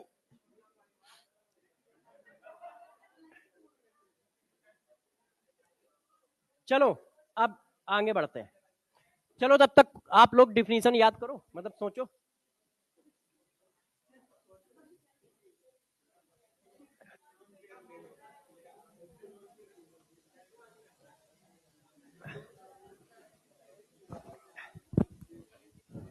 देखो 2 तो पलटा दिए, हाँ बेटा, हाँ फर्स्ट वाले को। अच्छा बेस क्यों नहीं बोला? हाँ देखो, सबसे पहले एक बात आप लोग सब लोग सुन लो। देखो सिलेक्शन जो है खुद की चीज है ना? तो आपको डाउट हो तो आप ये मत देखो भीड़ कितनी है, आपको खुद के लिए पैसे कमाने हैं, खुद के लिए रेपुटेशन कमानी है, दूसरों को मत जाओ। आपको कभी भी कोई अच्छा कहेगा ही नहीं, आप चाहे जितने अच्छे हो। आपको अच्छा तभी कहा जाता है जब आपके पास पावर होती है, पैसा होती है, पोस्ट होती है। उससे पहले सबको खराब ही कहा जाता है। हम देखो आप में से किसी को अच्छा कहते हैं? नहीं कहते। है। जब आप सेलेक्ट हो जाओगे तो देखना मैं ही कहूंगा ये बच्चा बहुत पढ़ता था, सारे क्वेश्चन करके आता था, डेली आता था, जबकि हमें नाम तक नहीं पता है भाई का, और डेली आता है कि नहीं आता है मुझे नहीं पता है। तो ऐसा मैं नहीं कह रहा हूँ। फिर अब मेरी बारी हुई, फिर गार्जियन पहुंचे, हाँ नहीं मेरा बच्चा तो बहुत पढ़ता है, बातें भी मानता है, जबकि वो 2 बार घर में इसीलिए मार खाता था क्योंकि वो बातें नहीं सुनता था। तो ऐसा नहीं है, ये दुनिया करती है तो हम भी करेंगे। तो आपको डाउट हो तो आप ये मत देखो कि क्या हो, आप अपना डाउट तुरंत पूछ लो। और बात रही हमें कैसे लगेगा, तो हम इतना सोचते ही नहीं है।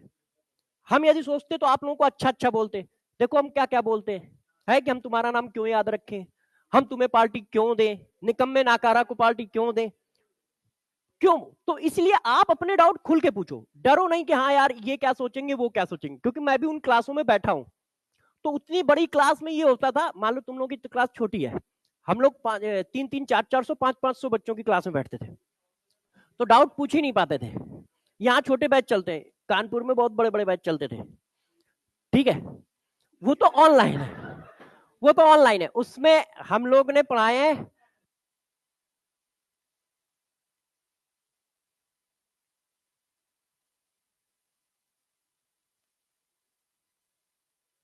अब देखोगे, हाँ हाँ, बच्चे ऑनलाइन में पता नहीं चलते हैं, क्यों, क्योंकि दिखता ही नहीं है। लाइव बहुत कम, लाइव जो है हर जगह 5 से 7% ही रहता है, उसमें वहीं वहां पर भी यही रहता था, जैसे लाइव रहता था 5,000 7,000 वकील में भी। क्योंकि क्या है, इतना सुबह लाइव बच्चा जग नहीं पाता है, ऊपर से बच्चे के पास ऑप्शन होता है स्क्रीन चेंज करने का, तो अपना मस्ती में करता है।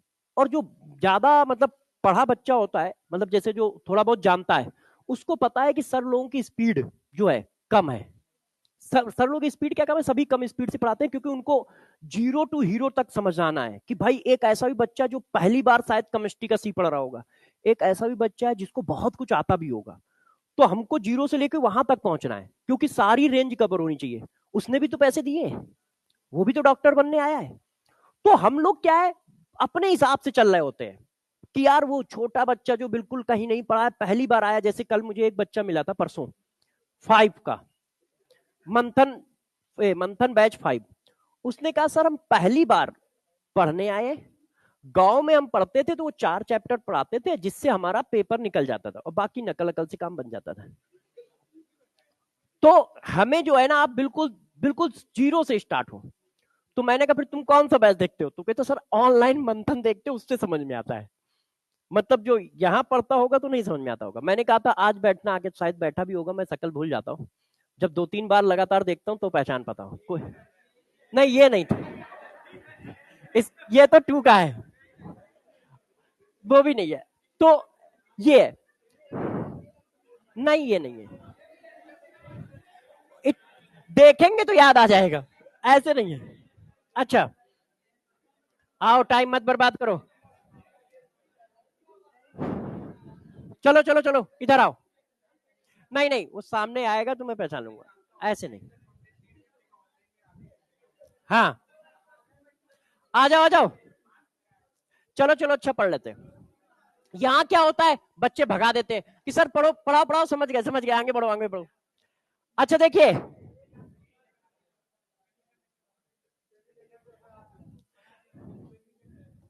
अब देखो यार, तुम लोग भुलवा दोगे जो याद करके आया हूं।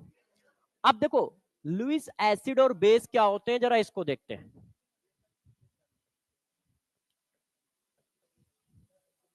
एसिड, इन्होंने क्या बताया, ये भी बहुत मक्कार टाइप के थे, इन्होंने भी अपनी डिफिनीशन एक ही लाइन में सेट की। जो लोन पेयर एक्सेप्ट करता है वो एसिड, जो लोन पेयर डोनेट करता है बेस। इन्होंने भी अपनी डिफिनीशन बहुत इजी रखी, लोन पेयर एक्सेप्ट करने वाले को एसिड नाम दे दिया, लोन पेयर डोनेट करने वाले को बेस नाम दे दिया। तो इनका कहना है कि लोन पेयर,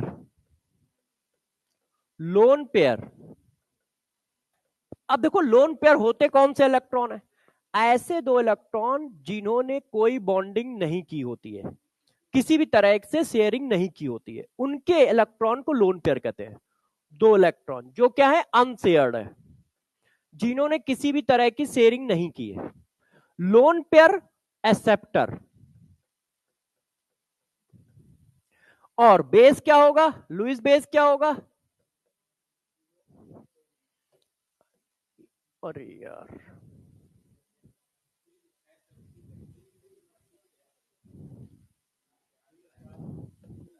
हाँ यार, इसको ऐसे, चलो अब जरा बताते हैं इसको। देखो, लोन पेयर एक्सेप्टर हमारा एसिड हुआ, तो लोन पेयर डोनर क्या होगा? तो लोन पेयर डोनर हमारा बेस होगा। ये सब आप इनऑर्गेनिक में पढ़ चुके हो, तो मैं थोड़ा जल्दी से निकलूंगा। हाँ, किसी में पढ़ा ही होगा। तो देखो, लोन पेयर एक्सेप्टर यदि एसिड है तो लोन पेयर डोनर हमारा बेस है। अब लोन पेयर एक्सेप्ट कब करोगे? यदि कोई लोन पेयर एक्सेप्ट कर रहा है तो वो इलेक्ट्रॉन डिफिशियंट होना चाहिए। यदि वो इलेक्ट्रॉन डिफिशियंट नहीं है तो वो एक्सेप्ट कैसे करेगा? इलेक्ट्रॉन डिफिशियंट होने का मतलब 8 से कम इलेक्ट्रॉन होना। किस पर? सेंट्रल एटम पे। सारी कहानी सेंट्रल एटम के रिस्पेक्ट में कही जाती है। अटैच्ड एटम के बारे में कोई स्टेटमेंट पास नहीं। हाँ अच्छा, साइन गलत लिखा है। मैथ तो कमजोर है ना बचपन से, साइन गलत लगा था, ठीक है। हाँ, तो अच्छा, अब रुक जाओ, पढ़ाने दो। सेंट्रल एटम के रिस्पेक्ट में सारे स्टेटमेंट पास होते हैं, अटैच्ड एटम के रिस्पेक्ट में कोई स्टेटमेंट नहीं दिया जाता है। तो जैसे किसी ने कहा कि यार जो हमारा सेंट्रल एटम है वो इलेक्ट्रॉन डिफिशियंट होना चाहिए।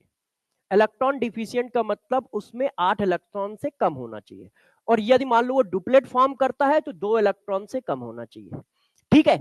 तो lone pair acceptor Lewis acid होगा, मगर हम कैसे पहचानेंगे? वो खुद तो बताएगा नहीं, भाई मेरी इच्छा कर रही है लोन पेयर एक्सेप्ट करने की। तो हमें कैसे पकड़ना पड़ेगा? ऐसे कि यदि उसका ऑक्टेट कंप्लीट नहीं है तो वो क्या है? लोन पेयर एक्सेप्ट करेगा और अपना ऑक्टेट कंप्लीट करेगा, तो वो लुईस एसिड है। और इसको और अच्छे से पकड़ने का रास्ता ये है, गौर समझिएगा। ये जो बोरान फैमिली के जो भी हैं, ये जितने भी मॉलिक्यूल बनाएंगे, यदि ये न्यूट्रल हैं तो ऑलवेज लुईस एसिड है। क्यों? 3 बैलेंसी होती है, 6 इलेक्ट्रॉन है। तो बोरान का कोई भी कंपाउंड हो, बस न्यूट्रल हो, आयन ना हो, पता चला एक्सेप्ट करके वो आयन बना के बैठा हो, न्यूट्रल। बोरान का कोई भी कंपाउंड हो, क्या लिखना है अपने को मतलब ही नहीं है। अपने को बस देखना है बोरान का न्यूट्रल है तो बस वो लुईस एसिड है। एल्युमिनियम का न्यूट्रल कंपाउंड है, लुईस एसिड है। आयन नहीं होना चाहिए, बार बार बोल रहा हूं, न्यूट्रल कंपाउंड। यदि बोरान फैमिली का कोई भी कंपाउंड है न्यूट्रल है तो लुईस एसिड है। क्यों? क्योंकि उसका ऑक्टेट कंप्लीट हो ही नहीं सकता है, ठीक है। न्यूट्रल होना चाहिए, क्योंकि न्यूट्रल हुआ तो वो 3 ही बैलेंसी बनाएगा, और 3 बैलेंसी बनाएगा तो 6 इलेक्ट्रॉन होंगे। अब वो लिख क्या रहा है, क्या फर्क पड़ता है? वो लिख रहा है BS3 लिख रहा है, BCl5 लिख रहा है, BCl3 लिख रहा है, या BOCCl3 का होल थ्राइस लिख रहा है, कुछ भी लिखो यार, हमें क्या फर्क पड़ता है। तुम न्यूट्रल फॉर्म में हो तो 6 इलेक्ट्रॉन बनाओगे, किसके साथ बना रहे हो हम क्यों देखेंगे, हम क्यों अपना टाइम बर्बाद करेंगे। तो बोरान का कोई भी कंपाउंड है, एल्युमिनियम का कोई भी कंपाउंड है, या न्यूट्रल है, तो ये सब लुईस एसिड है। अब बात आती है लुईस बेस। अब ये क्या है? Lone pair donor. तो भाई देंगे तो तभी जब हमारे पास हो, तो इसका मतलब मिनिमम 2 इलेक्ट्रॉन होने चाहिए, और भी कैसे? अनशेयर्ड। मान लो शेयरिंग में है तो वो जाएंगे क्यों? तो हमारे पास 2 इलेक्ट्रॉन होने चाहिए जिन्होंने शेयरिंग ना की हो, अनशेयर्ड इलेक्ट्रॉन। और साथ साथ में हम तभी देंगे जब ऑक्टेट कंप्लीट हो। तो ऑक्टेट कंप्लीट होना चाहिए। अब किसकी बात चल रही है? Central atom.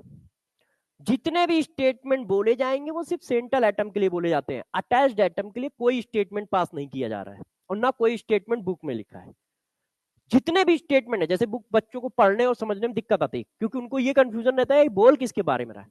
तो सारे स्टेटमेंट सेंट्रल एटम के हैं। ऑक्टेट कंप्लीट हो किसका? सेंट्रल एटम का। तो ऐसा कौन है? Nitrogen family. यदि ये न्यूट्रल है तो हमेशा 3 बनाएगा, है कि नहीं? ऑक्सीजन फैमिली न्यूट्रल है तो 2 लोन पेयर होंगे ही होंगे, है कि नहीं? हेलोजन फैमिली यदि वो न्यूट्रल है तो लोन पेयर की बरसात है। बाकी तो कोई भी हो सकता है, वो हम अपना कॉन्सेप्ट से चेक कर लेंगे। इन जर्नल ये है। क्यों? 5 होते हैं, 3 बॉन्डिंग में है, तो 1 लोन पेयर तो होगा ही यदि न्यूट्रल है। आयन की बात ही नहीं चल रही है, क्योंकि आयन में तो कुछ भी हो सकता है। अनशेयर्ड का मतलब हुआ जिन्होंने रेजोनेंस भी ना कर रखी हो और किसी तरह का बॉन्ड ना फॉर्म कर रखा हो। रेजोनेंस है तो इसका मतलब वो बॉन्डिंग में है ना। तो देखो जरा बच्चों, अब हम लोग कुछ एग्जाम्पल मार लेते हैं, ठीक है। अब बाकी इससे ज्यादा अपने में कोई यूज नहीं है, अपने के लिए ये वाली हेडिंग बेकार है, अपने के लिए बस बीच वाली हेडिंग जो है वो यूजफुल है, जो हम लोगों ने बोस्टन एंड लोरी कॉन्सेप्ट किया है।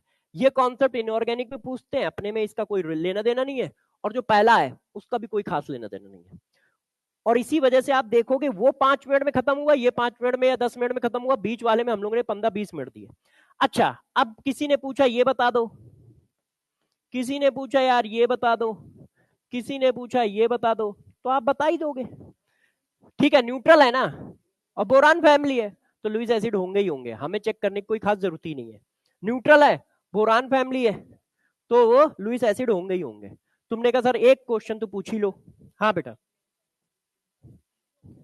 PCl5 क्यों होगा? नहीं, PCl5 लुईस एसिड में नहीं आएगा, वो इलेक्ट्रो है, वो जो है न्यूक्लियोफाइल को एब्सॉर्ब करेगा। न्यूक्लियोफाइल एक अलग चीज है, और लुईस एसिड लुईस बेस अलग चीज है। यदि कोई कहता है PCl5 लुईस एसिड है तो नहीं, मगर क्या PCl5 लोन पेयर एक्सेप्ट करेगा? यस, लोन पेयर एक्सेप्ट करना एक अलग चीज है, लुईस एसिड बेस एक अलग चीज है, ठीक है। तो PCl5 कोई लुईस एसिड नहीं है। कहीं किसी क्वेश्चन में यदि कोई लुईस एसिड बोल रहा है तो गलत है, लुईस एसिड नहीं हो, किसी बुक में भी नहीं दिया जाएगा, क्योंकि उसका ऑक्टेट कंप्लीट है। ऑक्टेट कंप्लीट है तो वो यदि इलेक्ट्रॉन पेयर ले रहा है तो वो अपने वैकेंट ऑर्बिटल में डाल रहा है, वो कोवेलेंट बॉन्ड बना रहा है एक तरह से, बस। वो तो यार पूरे ऑर्गेनिक में कंपाउंड बनाते हैं, लोगों ने जबरदस्ती उसको डिफाइन करते करते कार्बोकैटायन तक खींच दिया है कि कार्बोकैटायन क्या है? लुईस एसिड है। क्यों? प्रोटॉन एक्सेप्ट कर रहा है। तो ऑर्गेनिक जितने ने लिखी, क्या उनको इतना नॉलेज नहीं था कि उसको लुईस एसिड लिख दे? ये तो बीच के साइंस वाले जो टीचर है उन्होंने जबरदस्ती गुजेर दिया है कि अच्छा जो भी प्रोटॉन एक्सेप्ट कर लुईस एसिड, छापो छापो छापो, चल रहा है। वो डिफिनीशन है, डिफिनीशन उसकी ये है। इसी वजह से जब देखना, जब क्वेश्चन बन के पेपर में आएगा तो फर्जी टाइप का नहीं होगा कि फर्जी चीजें लिखेगा, वो वही ऑप्शन देगा जो रियलिटी में यूज हो रहे होंगे, है ना। नहीं, कार्बोकैटायन क्यों तोड़ेगा? कार्बोकैटायन लुईस एसिड है, अनडिफिशिएंट है, मतलब 6 इलेक्ट्रॉन तो होते हैं उसमें। वो PCl5 की बोल रहा था।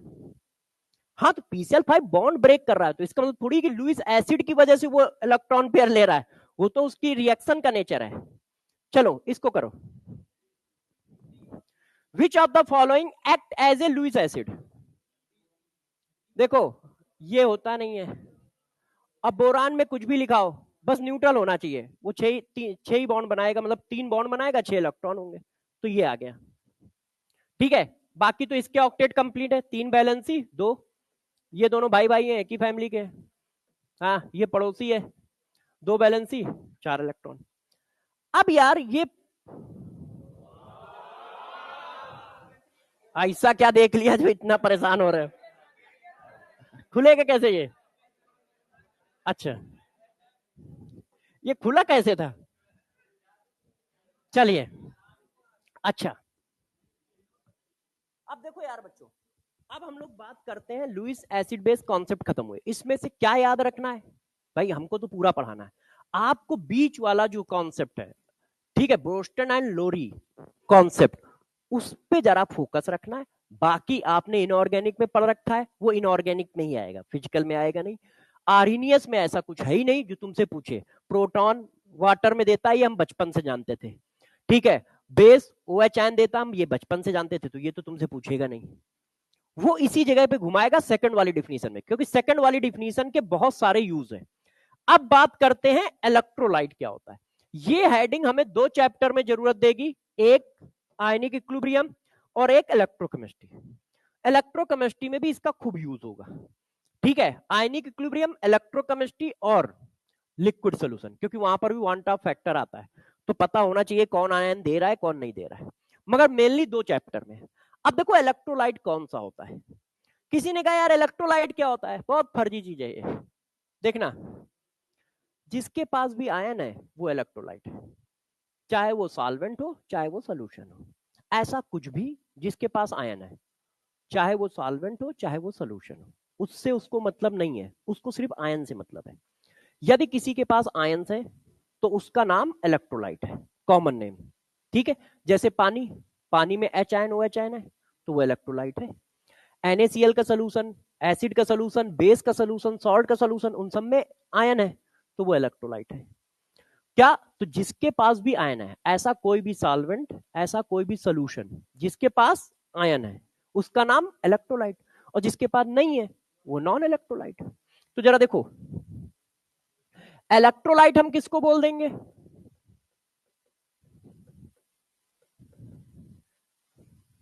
और नॉन इलेक्ट्रोलाइट किसको बोल देंगे?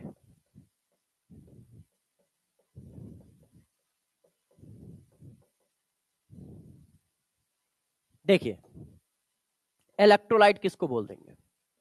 Having ions.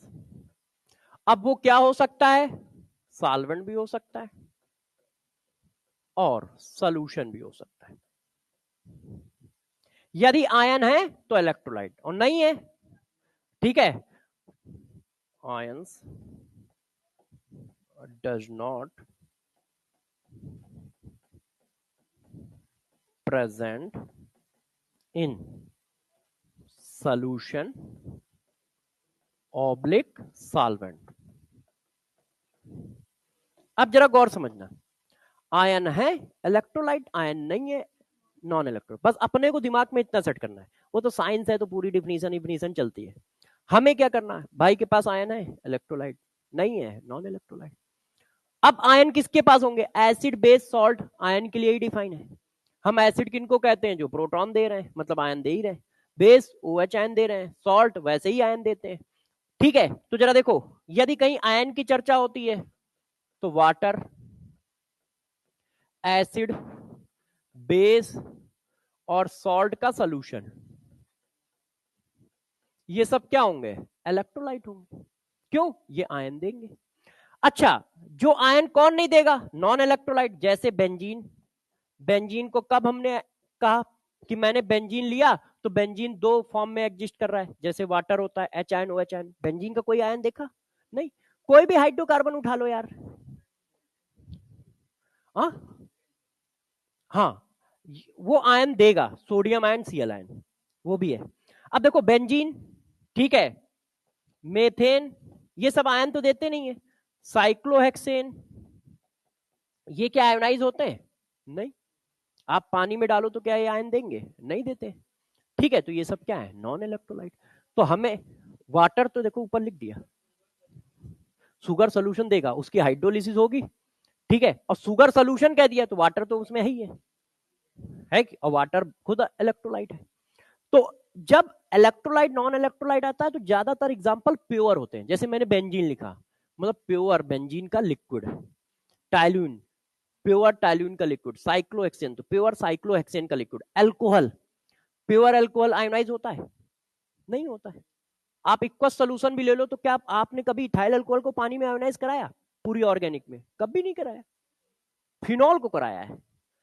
तो फिनॉल आयोनाइज होता है ना, उसमें थोड़ा एसिडिक करेक्टर आ जाता है ड्यू टू रेजोनेंस, मगर अल्कोहल में थोड़ी आता है कि हम अल्कोहल को पानी में डालें तो आयोनाइज हो जाता है। वो बात अलग है कि अल्कोहल स्ट्रॉन्ग बेस से रिएक्शन कर लेता है। क्यों? ओ से अटैच हाइड्रोजन है, ओ से अटैच हाइड्रोजन है, तो इतना एक्टिव हाइड्रोजन है कि स्ट्रॉन्ग बेस से रिएक्शन करेगा। इसीलिए उसको NaOH मारते हो तो एथॉक्साइड आयन जनरेट हुआ, और फिर वो दौड़ लगाता है, आ जाओ कौन है रास्ते में, है ना। तो देखो, तो अपने को क्या दिमाग में सेट करना है? आयन है इलेक्ट्रोलाइट, आयन नहीं है नॉन इलेक्ट्रोलाइट, बस बात खत्म हो गई। अच्छा, बच्चों ने कहा सर ठीक है, आप कह रहे हो तो मान लेते हैं। अब इसके आगे तो मैंने कहा देखो, ये फर्दर दो पार्ट में डिवाइड हो गया।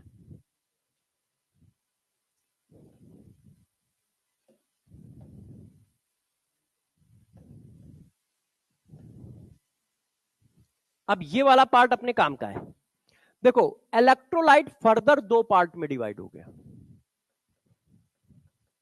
एक का नाम रखा हम लोगों ने वीक इलेक्ट्रोलाइट,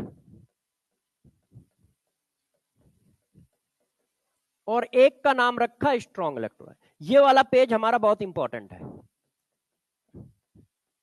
स्ट्रॉन्ग इलेक्ट्रोलाइट। ये 3 चैप्टर में यूज होता है, लिक्विड सोल्यूशन, और ये जो चल रहा है आयनिक इक्विलिब्रियम और इलेक्ट्रोकेमिस्ट्री। तो ये वाला पेज हमारे लिए इंपॉर्टेंट है। अब जरा देखो, इलेक्ट्रोलाइट का क्लासिफिकेशन है, इसका मतलब आयन तो दोनों में होंगे क्योंकि इलेक्ट्रोलाइट के अंदर है कि नहीं? इलेक्ट्रोलाइट के अंदर है तो आयन तो दोनों में होंगे। तो अब इन दोनों में कैसे डिफ्रेंशिएट किया गया, क्लासिफिकेशन किया गया, जरा देखिए। यदि वो मॉलिक्यूल, जो हमारा मॉलिक्यूल है या सल्यूट है, भाई हो सकता है सिर्फ सॉल्वेंट ही हो, है ना, हो सकता है कोई सोल्यूशन हो, यदि वो क्या कर रहा है, पार्सली आयोनाइज हो रहा है, पार्सली आयोनाइज, यदि वो पार्सली आयोनाइज हो रहा है तो वीक इलेक्ट्रोलाइट। पार्सली आयोनाइज का मतलब 2% आयोनाइज हो गया, 1% आयोनाइज हो गया, 5% आयोनाइज हो गया, है ना, 7% आयोनाइज हो गया, तो हमने नाम रख दिया वीक इलेक्ट्रोलाइट। अब ऐसा कौन होगा, तो गौर से देखो, हम weak acid weak base define कैसे करते हैं, ऐसे ही तो करते हैं। जो पार्सली आयोनाइज होते हैं उनको वीक एसिड, जो 100% आयोनाइज हो गए उनको स्ट्रॉन्ग एसिड। इसका मतलब जितने भी वीक एसिड है, जितने भी वीक बेस है, वो सब इस कैटेगरी में आएंगे, वो सब इस कैटेगरी में आएंगे। तो यहां पर मैं थोड़ा आपको क्लासिफाई कर दूं, क्योंकि बच्चा वीक एसिड वीक बेस पहचानने में दिक्कत कर सकता है, और हमें इन्हीं की जरूरत है पूरे चैप्टर में, इनकी जरूरत ही नहीं है इस चैप्टर में, वो अगले चैप्टर में, इस चैप्टर में इन्हीं की जरूरत पड़ेगी। तो गौर सुनो, जितने भी ऑर्गेनिक एसिड है वो सब वीक होते हैं, सल्फोनिक एसिड स्ट्रांग होता है, ठीक है, मगर जितने भी नॉर्मल हमारे ऑर्गेनिक एसिड है, क्या formic acid, acetic acid, benzoic acid, ये सब वीक है, ऑक्जेलिक एसिड, ये सब वीक है। तो ऑर्गेनिक एसिड दिख जाए तो समझ लेना वीक है, ऑर्गेनिक बेस दिख जाए तो समझ लेना वीक है। मिथाइल अमीन, इथाइल अमीन, पैरॉल, प्रीडीन, एनिलीन, ये सब वीक है। तो जैसे ही आपके क्वेश्चन में, क्योंकि आपके में दो ही चार आने हैं, मिथाइल अमीन आना है या एनिलीन आना है, ठीक है, या पैरॉल आना है, बेस में यदि आना है। एसिड में आना है तो वही उसी फैमिली COOH की फैमिली आती है, फार्मिक एसिड, एस्टिक एसिड, ठीक है, बेंजोइक एसिड ये आएगा, या हाइड्रोजन साइनाइड, वो भी कार्बन का ही एसिड है, इसीलिए वो ऑर्गेनिक एसिड में आता है, HCN जिसको बोलते हो, वो भी वीक है। तो आप एक दिमाग में बात बैठा ली हमने क्या, कि सभी ऑर्गेनिक एसिड, तो ये जर्नल पॉइंट है लगभग सभी में, अब सल्फोनिक एसिड नहीं है, है ना, all organic acid, all organic base, ये देखो, ये सब हमारे वीक है। अब इनऑर्गेनिक में आ जाओ, कि मान लो कहीं इनऑर्गेनिक के इक्विलिब्रियम आ गई तो देखो इनऑर्गेनिक की इक्विलिब्रियम को कैसे समझोगे, फास्फोरस के जितने भी ऑक्सो एसिड है सब वीक है, चाहे वो H3PO4 हो, चाहे वो H3PO3 हो, चाहे वो H3PO2 हो, फास्फोरस के ऑक्सो एसिड वीक एसिड होते हैं, उनमें से कोई स्ट्रॉन्ग नहीं होता है। तो जितने भी फास्फोरस के यदि लिखे तो वीक लिखे, कितने, ऑक्सो एसिड ऑफ फास्फोरस,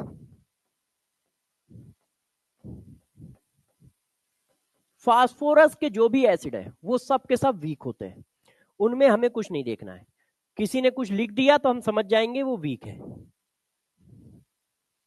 ये देखिए, ठीक है। और H2S जो थोड़ी बहुत जरूरत पड़ सकती है उनको लिख देता हूं, ये देखो, ठीक है, ये तो मैं वैसे पीछे पढ़ा चुका हूं, मैं लिख दिया। अच्छा, अब ये हमारे पास हो गए, इधर अमोनिया, भाई अमोनिया भी ले लो। तो मैंने कहा यार वीक इलेक्ट्रोलाइट कौन होते हैं, तो बच्चों ने कहा सर जो पार्सली आयोनाइज होते हैं उनको हम वीक इलेक्ट्रोलाइट बोलते हैं। पार्सली आयोनाइज के मतलब 2, 4, 6, 10%, वो कौन होंगे, वीक एसिड वीक बेस होंगे, वो पार्सली आयोनाइज होंगे तो वीक इलेक्ट्रोलाइट बोले जाएंगे। वाटर वीक इलेक्ट्रोलाइट, क्योंकि वाटर भी पार्सली आयोनाइज होता है। अच्छा, किसी ने कहा स्ट्रॉन्ग इलेक्ट्रोलाइट क्या होते हैं, तो अब आप समझ ही गए होगे, इसका अपोजिट लिखना है ना, अप्रॉक्स 100% आयोनाइज, ठीक है। तो अब आप जानते ही हो strong acid, strong base, salt, ये सब क्या है हमारे स्ट्रॉन्ग इलेक्ट्रोलाइट है। तो स्ट्रॉन्ग इलेक्ट्रोलाइट कौन आ गए, H2SO4, HNO3, HCl, HBr, HI, HF weak होता है। देखो बेस में NaOH, ऐसे तो बहुत हो जाएंगे, मैं आपको कुछ और लिख देता हूं।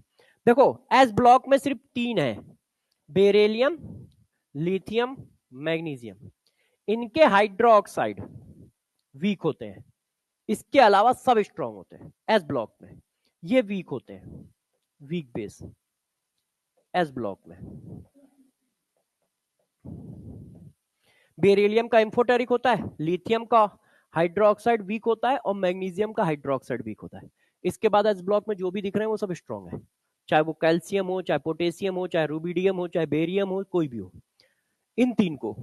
ठीक है, बेरिलियम एम्फोटेरिक है और लिथियम और मैग्नीशियम का हाइड्रोक्साइड वीक बेस है। इसके अलावा जो कुछ भी है वो सब स्ट्रांग बेस है। ठीक है, सॉल्ट तो आप जानते ही हो। तो मैंने क्या बताया, अब मैं इसको समराइज पे ले जा रहा हूं कि हाँ हमें सेट कैसे करना है। जिसके पास आयन है वो इलेक्ट्रोलाइट, जिसके पास आयन नहीं है वो नॉन इलेक्ट्रोलाइट। अब जो पार्सली आयोनाइज हो रहा है वो वीक इलेक्ट्रोलाइट, और जो 100% आयोनाइज हो रहा है वो स्ट्रॉन्ग इलेक्ट्रोलाइट। वीक इलेक्ट्रोलाइट पे ज्यादा फोकस रखना है, पूरा चैप्टर वीक इलेक्ट्रोलाइट पर बेस्ड है। ठीक है, तो वीक इलेक्ट्रोलाइट कौन होंगे पूरे चैप्टर में? ऑर्गेनिक के एसिड आते हैं सबसे ज्यादा, तो organic acid, organic base, phosphorus के हमारे ऑक्सो एसिड, सल्फर में H2S, H2 ऐसे तो बहुत सारे होते हैं, H2SO3 भी वीक होता है, देखो इसीलिए H2SO4 लिखा है सिर्फ, है ना। स्ट्रांग होना बहुत टफ काम है, बहुत ज्यादा स्ट्रांग नहीं होते हैं, वीक सारे हैं। जैसे फास्फोरस के जितने ऑक्सो एसिड देख रहे हो उसमें H2SO4 स्ट्रांग है, और फिर वो मार्शल एसिड क्योंकि उसी का भाई है, वो कॉमन फॉर्म है, मगर वीक ज्यादा होते हैं।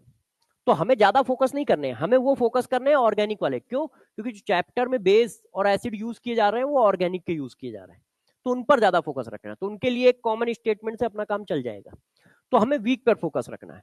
तो वीक इलेक्ट्रोलाइट कौन होगा? जो क्या हो, पार्सली आयोनाइज हो। कितने? ऑर्गेनिक एसिड, ऑर्गेनिक बेस हमारे वीक इलेक्ट्रोलाइट होंगे। बच्चों ने कहा ऐसा नहीं होता है सर, एक क्वेश्चन तो दो आप। तो मैंने कहा लो, सेलेक्ट, हाँ बेटा, अच्छा अच्छा, बस क्वेश्चन करा दे, weak electrolyte in given example.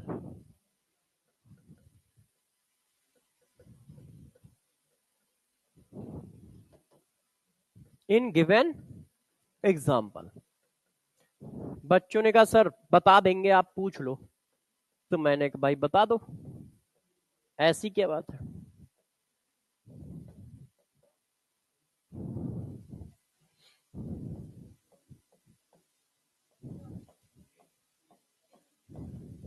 ये देखो, हमें वीक इलेक्ट्रोलाइट चाहिए, तो वीक इलेक्ट्रोलाइट कौन है? सभी लोग बताएं। जो वीक एसिड होगा, वीक बेस होगा, ऑर्गेनिक एसिड होगा, वो सब वीक इलेक्ट्रोलाइट है। अब COOH ग्रुप कहां पाया जाता है? ऑर्गेनिक में ही पाया जाता है, इसका मतलब यही वीक होगा। टिक कर दिया भाई, तो स्ट्रांग होता ही है, बचपन से जानना है, ये भी स्ट्रांग होता है, ये भी स्ट्रांग होता है ना। तो वीक कौन है? ये है। क्लियर है? अब तुम छापने कह रहे हो तो लो छापो, ठीक है। अब जरा देखो यार, ये सब क्या था, ऐसी बेसिक बातें थी जो चैप्टर की नहीं है मगर हमें पता होनी चाहिए, ठीक है। क्योंकि इलेक्ट्रोलाइट टर्म बार बार आएगा कि यार ये वीक इलेक्ट्रोलाइट है, ये स्ट्रॉन्ग इलेक्ट्रोलाइट है, या वो कहेगा ये इलेक्ट्रोलाइट सोल्यूशन है, तो हमें पता हो कि इसका मतलब वो क्या कहना चाह रहा है ना। तो हमें भावनाओं को पकड़ के चलना है कि हाँ भाई वो क्या कहना चाहता है। अब जरा देखो बच्चों, के एंड के बी ऑफ वीक एसिड और वीक बेस, ये क्या चीज होती है? देखिए, ध्यान दीजिए सब लोग, ये हमारा कोई वीक एसिड है HA, अब ये यार डिसोसिएट हो गया, इसने बना दिया HN और OH, ए आयन। HA हमारा एक स्ट्रॉन्ग वीक एसिड है जिसका आयोनाइजेशन ये है। अच्छा बताओ अच्छा एक बात बताना भूल गया, देखो बातों बातों में ना एक बहुत बदमाश हो यार तुम लोग, तुम लोगों की वजह से देखो मैं भूल गया, अभी 4 नंबर कट जाते मेरे। देखो, वीक इलेक्ट्रोलाइट में, अच्छा पहले लिख दिया,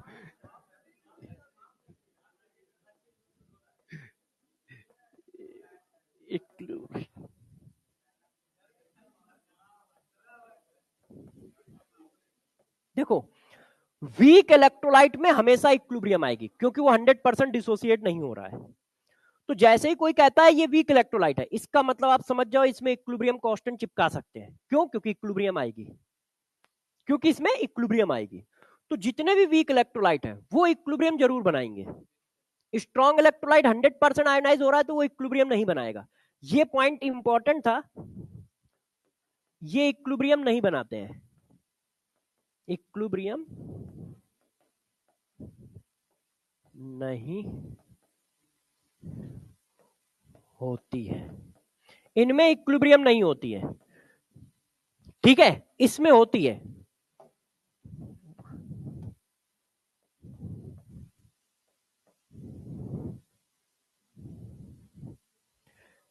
देखो ये इक्विलिब्रियम बनाएगा, वो इक्विलिब्रियम नहीं बनाएगा। तो अब जरा देखो, अब यहां मैंने कहा एच ए वीक है तो इक्विलिब्रियम बनाएगा, मतलब वो 100% डिसोसिएट नहीं हो रहा है तो वो इक्विलिब्रियम में रहेगा। ये इसमें कन्वर्ट हो सकता है, ये इसमें कन्वर्ट हो सकता है। क्यों? क्योंकि ये वीक है। स्ट्रांग होता तो एक तीर मारते, वीक है तो दो तीर, एक इधर एक इधर, है ना। अब जरा देखो यार, जब इक्विलिब्रियम बनाएगा तो एक इक्विलिब्रियम कांस्टेंट आएगा। इक्विलिब्रियम कांस्टेंट क्या होता है? Concentration of product upon concentration of reactant. ये देखो, अब इस चैप्टर की एक और खास बात है, इस चैप्टर का और इक्विलिब्रियम कांस्टेंट का बहुत तगड़ा रिलेशन है। किस चीज का? दुश्मनी का। वो इक्विलिब्रियम कांस्टेंट को पसंद ही नहीं करता है, इसलिए कहीं पर वो इक्विलिब्रियम कांस्टेंट लिखता ही नहीं। जहां पर भी इक्विलिब्रियम कांस्टेंट आया उठा के नॉमेनक्लेचर कर देता है। कैसे नॉमेनक्लेचर कर देता है? वीक एसिड का ये इक्विलिब्रियम कांस्टेंट है, इसने कहा अच्छा तुम हमारे इलाके में कैसे फंस गए, नाम चेंज कर दिया, के लिख दिया। और ऐसा क्यों हुआ? क्योंकि ये रिएक्शन एक स्पेसिफिक रिएक्शन है, बार बार वीक एसिड को आप डिसोसिएट करा रहे हो। तो उन्होंने कहा यार ये स्पेसिफिक रिएक्शन है तो इसके इक्विलिब्रियम कांस्टेंट का एक स्पेसिफिक नाम रख दो, K a, dissociation constant of weak acid. Dissociation constant of weak acid. तो ध्यान रखिएगा जो के है वो एक इक्विलिब्रियम कांस्टेंट है, ठीक है।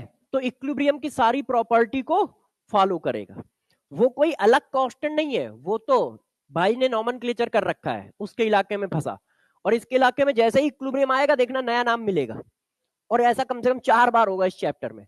तुम के ए पढ़ते हो वो भी इक्विलिब्रियम कांस्टेंट है, के बी पढ़ते हो वो भी इक्विलिब्रियम कांस्टेंट है, के डब्ल्यू पढ़ते हो वो भी इक्विलिब्रियम कांस्टेंट है, और के एस पी पढ़ते हो वो भी इक्विलिब्रियम कांस्टेंट है। तो ये सारे इक्विलिब्रियम कांस्टेंट है, मगर नहीं, हम लोग इनके नए नए नाम रखेंगे। तो जरा देखो, वीक एसिड है एच ए, डिसोसिएट हुआ, इक्विलिब्रियम कांस्टेंट आया, इसके इक्विलिब्रियम कांस्टेंट का नाम रख दिया गया dissociation constant of weak acid. Clear? अब जरा यहां देखिए, बेस की बात आई। अब ये मान लो कोई बेस है, अब ये भी यार इसी तरह से डिसोसिएट हो गया क्योंकि वीक है, ऐसे। अब इसका भी इक्विलिब्रियम कांस्टेंट लिखोगे तो क्या लिखोगे? Concentration of product upon concentration of reactant. अब इसके भी इक्विलिब्रियम कांस्टेंट का एक स्पेशल नाम रख दिया गया,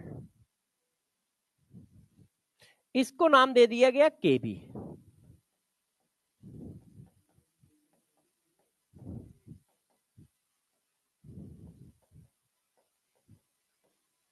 इसको कहते हैं dissociation constant of weak base. ये देखो ऐसा, तो इसका मतलब क्या है? ये जो केबी और के ए है ये सिर्फ नॉमेनक्लेचर है, और नॉमेनक्लेचर किस तरह का है? क्योंकि ये एक रिएक्शन स्पेसिफिक है। रिएक्शन क्या स्पेसिफिक है? कि वीक एसिड डिसोसिएट हो रहा है, वीक बेस डिसोसिएट हो रहा है, इसलिए उनका नॉमेनक्लेचर करके के और के भी लिख दिया गया है।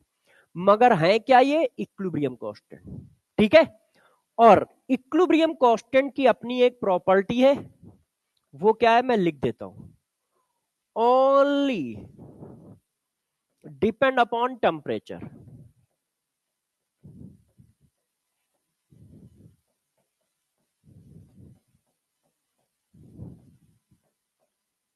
कौन?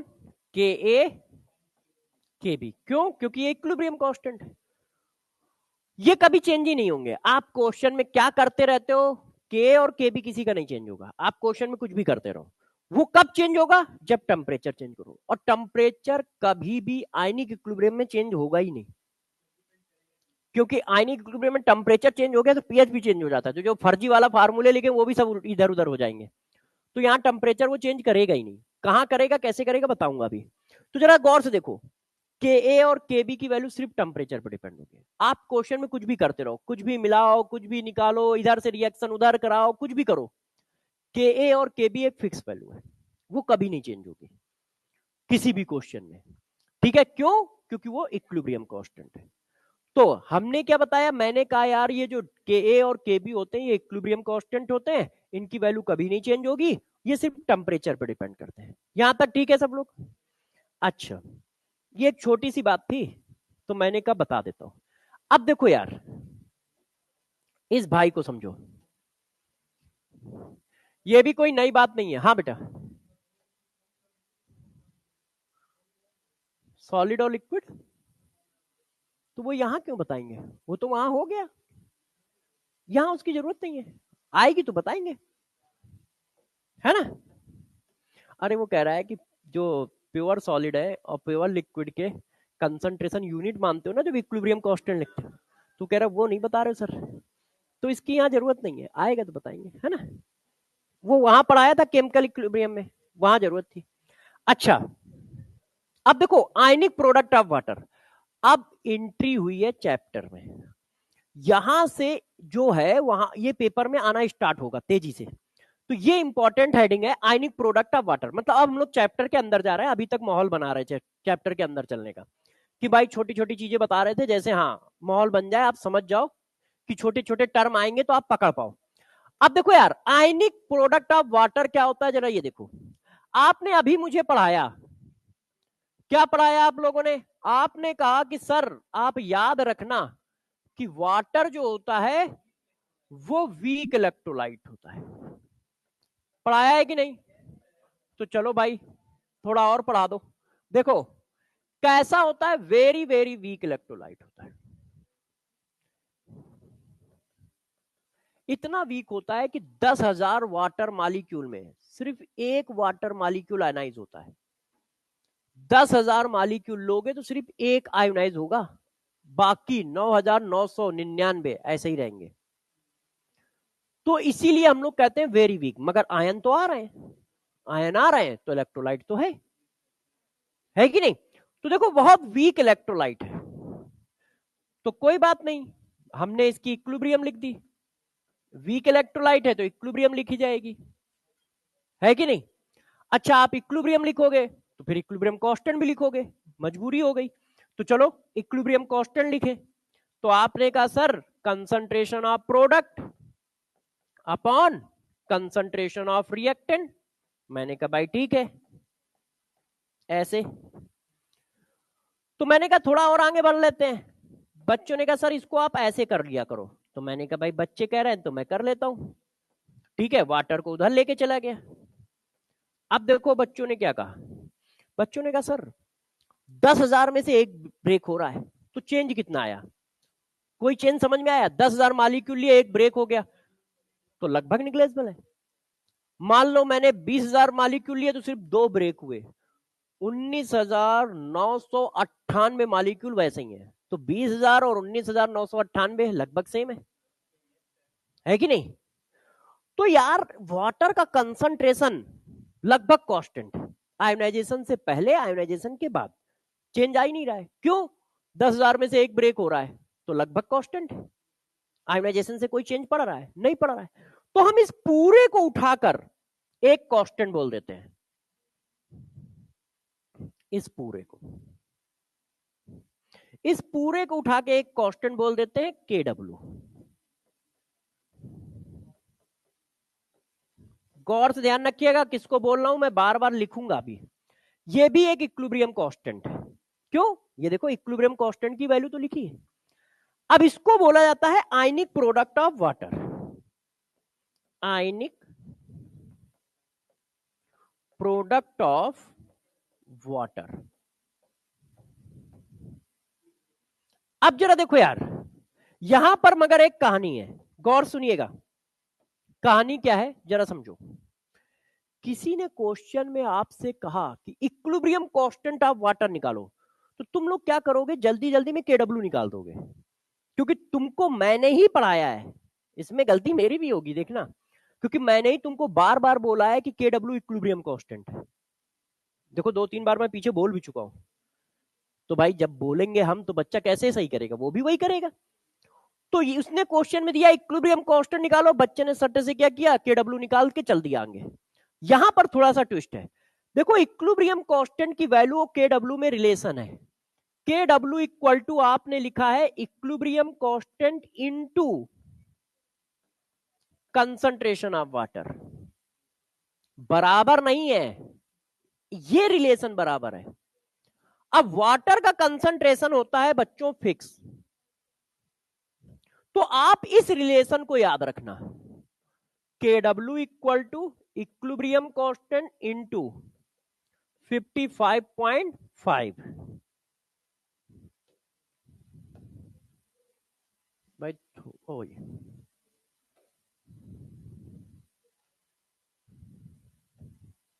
ये 5 आ गया, ठीक है। यदि वो तुमसे कहता है इक्विलिब्रियम कांस्टेंट निकालो, तो केडब्ल्यू डिवाइडेड बाई 55.5। ऐसा ना हो कि वही केडब्ल्यू की वैल्यू छाप दो। क्यों? क्योंकि मैं लगातार यही स्टेटमेंट बोलूंगा, तो स्टेटमेंट मेरी तरफ से ही गलत पास हो रहा है, मगर इन जनरल स्टेटमेंट है कि यार ये सारे इक्विलिब्रियम कांस्टेंट है। केडब्ल्यू क्या है, इक्विलिब्रियम कांस्टेंट, मगर उसका एक अपना रिलेशन है, KW equal to equilibrium constant into concentration of water, और कंसंट्रेशन ऑफ वाटर कितना होता है 55.5। तो यदि वो इक्विलिब्रियम कांस्टेंट की वैल्यू निकालने को कहेगा, तो हम क्या करेंगे, ऐसे कर देंगे क्वेश्चन को, ऐसे कि भाई equilibrium constant equal to KW upon 55.5, और इससे हम निकाल ले जाएंगे, ठीक है। क्योंकि उसको पता है केडब्ल्यू की वैल्यू सारे बच्चों को पता होती है।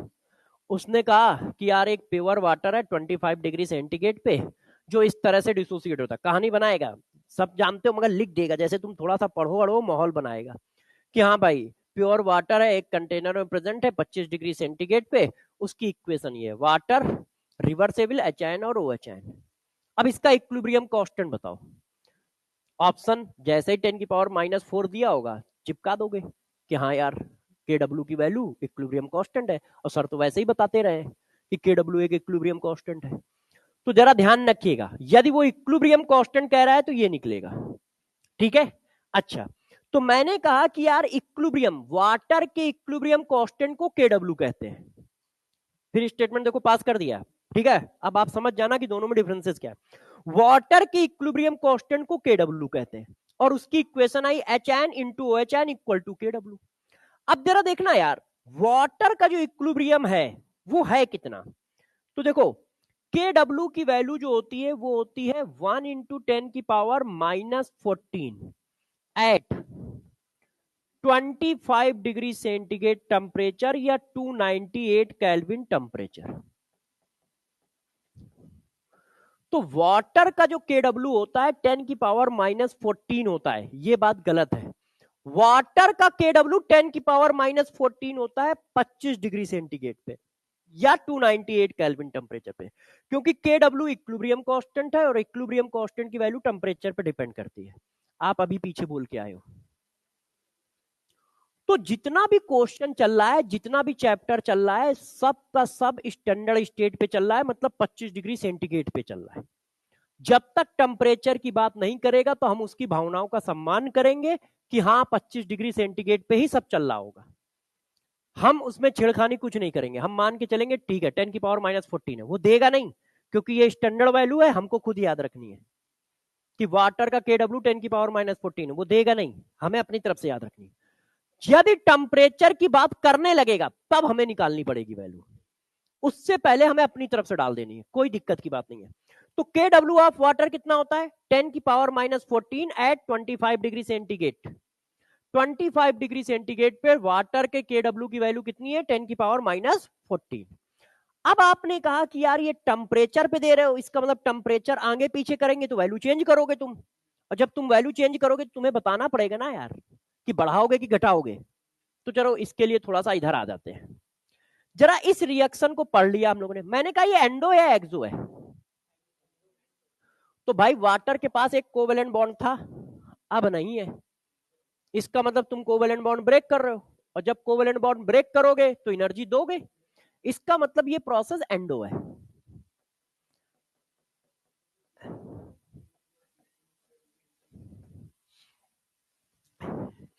उसमें नए मॉलिक्यूल बनना है, नए बॉन्ड बनना है। उसमें Cl2 PCl5 के अंदर Cl2 तो होता नहीं है, वो नया बना है, तो वहां पर एक Cl बॉन्ड भी जनरेट हुआ है। तो क्वेश्चन का कुछ डाटा आटा दिया है कुछ और?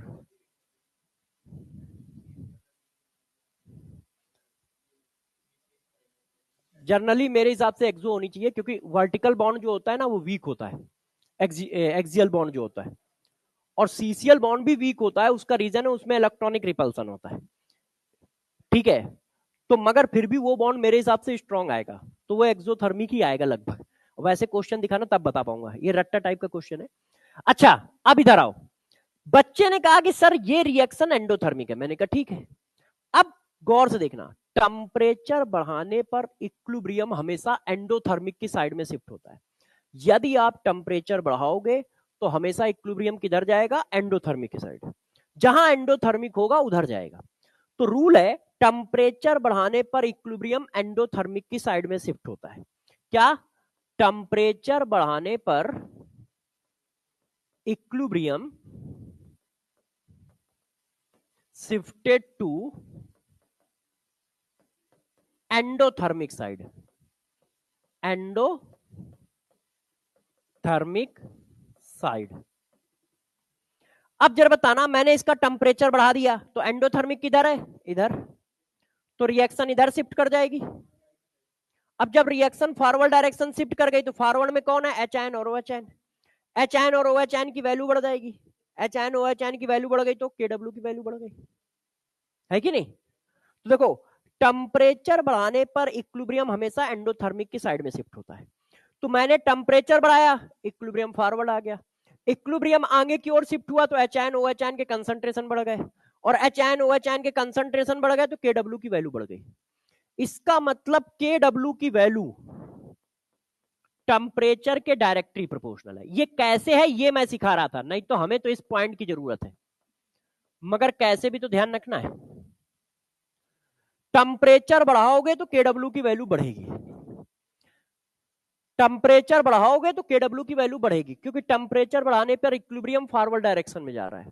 फॉरवर्ड डायरेक्शन में जा रहा है तो H N O H N की वैल्यू बढ़ रही है, और एच एन और ओ एच एन की वैल्यू बढ़ जाएगी तो के डब्ल्यू बढ़ जाएगा। तो अब हमें ध्यान रखना है कि टेम्परेचर बढ़ाने पर के डब्ल्यू की वैल्यू बढ़ेगी। ये देखो, ये देखिए, तो टेम्परेचर बढ़ाओगे तो के डब्ल्यू की वैल्यू बढ़ रही है। इतनी बात क्लियर है? तो यदि 25 पर इतना है तो 25 से ज्यादा पर वैल्यू बढ़ेगी, 25 से कम पर वैल्यू घटेगी। तो यदि किसी क्वेश्चन में टेम्परेचर की कोई बात नहीं कर रहा है तो हमेशा ध्यान रखो के डब्ल्यू की वैल्यू फिक्स है, और हम अपनी तरफ से 10⁻⁻14 डाल सकते हैं, कोई दिक्कत की बात नहीं है। ठीक है, तो जरा देखो, इस चीज को मैं अगले पेज पे लिखने जा रहा हूं। देखिए, के डब्ल्यू की वैल्यू 10⁻⁻14 से ज्यादा होगी, ठीक है, यदि टेम्परेचर हमारा क्या है? टेम्परेचर 25 डिग्री सेंटीग्रेड से ज्यादा है। के डब्ल्यू की वैल्यू 10⁻⁻14 से कम होगी यदि टेम्परेचर हमारा 25 से कम है। तो मैंने इसी पर एक क्वेश्चन दे दिया, देखना क्वेश्चन कैसा है। मैंने कहा यार जो वाटर है ऐसे डिसोसिएट होता है, इस तरह से होता है, ठीक है। के W of water at 298 kelvin is 10⁻⁻14, ठीक है। सेलेक्ट करेक्ट वैल्यू ऑफ के डब्ल्यू एट 333 केल्विन। ऑप्शन दे दिया मैंने,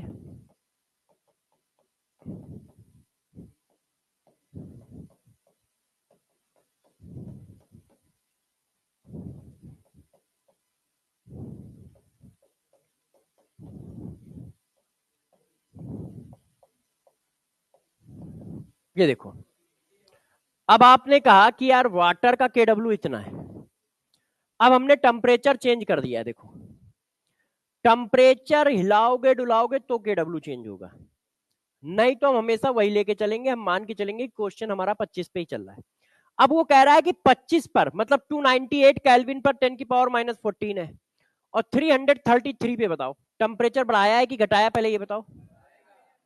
टेम्परेचर बढ़ाया है तो केडब्ल्यू क्या होगा, तो बढ़ेगा, तो इसका मतलब 10 की पावर -14 से ज्यादा वैल्यू होगी।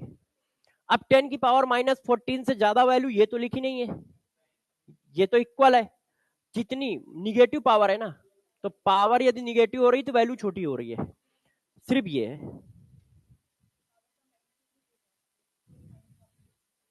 हाँ हाँ, मैग्नीट्यूड क्यों देखोगे भाई, है ना, कोई रिलीज गेन एनर्जी की बात तो है नहीं, तो इसमें तो मैग्नीट्यूड ही चलेगा। किसी का इक्विलिब्रियम कांस्टेंट निगेटिव होता ही नहीं है भाई। इक्विलिब्रियम कांस्टेंट की वैल्यू जब रिएक्शन आगे जाएगी तभी आएगा, तो इसका मतलब प्रोडक्ट अपॉन रिएक्टेंट, तो वैल्यू जीरो से माइनस कैसे आ जाएगी, है ना, तो यहां मैग्नीट्यूड की बात ही नहीं आनी है। तो ये सही है, आपने टेम्परेचर बढ़ाया, इक्विलिब्रियम कांस्टेंट की वैल्यू बढ़ गई। अच्छा, बच्चों ने कहा सर यार H ion O H ion के बारे में तो कुछ चर्चा ही नहीं कर रहे हो, तो मैंने कहा चलो चर्चा करते हैं। देखिए बस 5 मिनट रह गया है, इसके बाद नहीं पढ़ाएंगे, है ना, थक गया हूं मैं भी। यहां कितना लिखा है 1, यहां कितना लिखा है, इसका मतलब डिसोसिएशन के बाद एच आयन और ओ एच आयन के कंसंट्रेशन हमेशा बराबर होंगे, क्योंकि जितना ये फॉर्म हो रहा है उतना ही ये फॉर्म हो रहा है कि नहीं, 1:1 है। तो जो कुछ भी वैल्यू लो उससे कोई फर्क ही नहीं पड़ना है, जितना ये बनेगा उतना ही ये बनेगा। क्लियर है दोनों के कंसंट्रेशन बराबर होंगे, बराबर लिख दूं। तो बच्चों ने कहा सर, मैंने कहा क्या, बच्चों ने कहा सर एच आयन और ओ एच आयन के कंसंट्रेशन आपस में बराबर जरूर होंगे, कितने होंगे हमें नहीं पता है मगर बराबर जरूर होंगे। तो किसी ने कहा कैसे कहा, मैंने कहा सर ऐसे कहा, यहां 1 है यहां 1 है, तो यदि ये ब्रेक होगा तो 10 ये फॉर्म होगा तो 10 ये भी फॉर्म होगा, 20 ये फॉर्म होगा तो 20 ये भी फॉर्म होगा, तो दोनों के कंसंट्रेशन हमेशा बराबर होंगे। तो लोगों ने कहा बराबर तो होंगे मगर कितने होंगे, तो मैंने कहा यार ये तो बहुत इजी काम है। देखो ये बराबर है तो चाहे इसको एच स्क्वायर लिख दो चाहे इसको ओ एच स्क्वायर लिख दो, है कि नहीं, क्योंकि दोनों के कंसंट्रेशन बराबर है। तो मैंने इस इक्वेशन का यूज किया, मैंने कहा भाई देखो के डब्ल्यू इक्वल टू होता है H N into O H N, इसका मतलब मैं ऐसा लिख दूंगा तो भी कोई बच्चा बुरा नहीं मानेगा, और मैं ऐसा लिख दूंगा तो भी नहीं मानेगा, है कि नहीं। तो जरा इससे एच एन और ओ एच एन की वैल्यू निकाल के दे दो मुझे।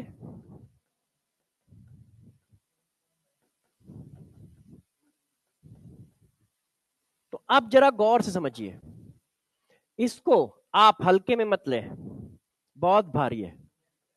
एनी, गौर से सुनना, लिख क्या रहा हूं, टेम्परेचर।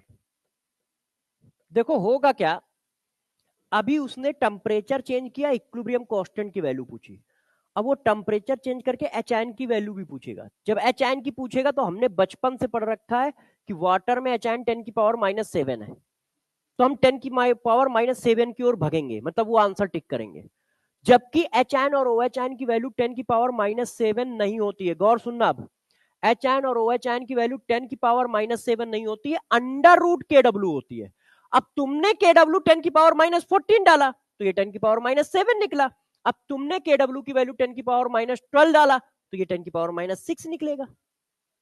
तो एच आयन और ओ एच आयन की वैल्यू किस पर डिपेंड कर रही है, kW पे कर रही है, और kW कर रहा है टेम्परेचर पे। इसका मतलब एच आयन और ओ एच आयन की वैल्यू भी चेंज हो जाएगी जब टेम्परेचर चेंज करोगे, ठीक है। हाँ, इसलिए मैंने इसकी वैल्यू इस तरह से लिखी है, एच उसके फॉर्म में नहीं लिखी, जैसे कंफ्यूजन ना आए, आप पकड़ पाओ।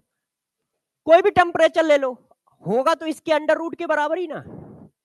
तो जरा देखो एच आयन और ओ एच आयन की वैल्यू हमेशा क्या होगी, √kW होगी।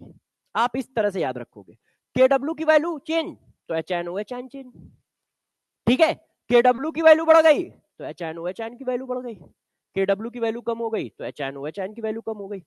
अब हम इसके नीचे लिख देते हैं at 25 degree centigrade 25 degree centigrade पे ये होता है, क्या होता है, HN और OHN आपस में बराबर होते हैं और 10 की पावर -7। क्यों? क्योंकि ये 10 की पावर -14 है, तो ये 10 की पावर -7 होगा।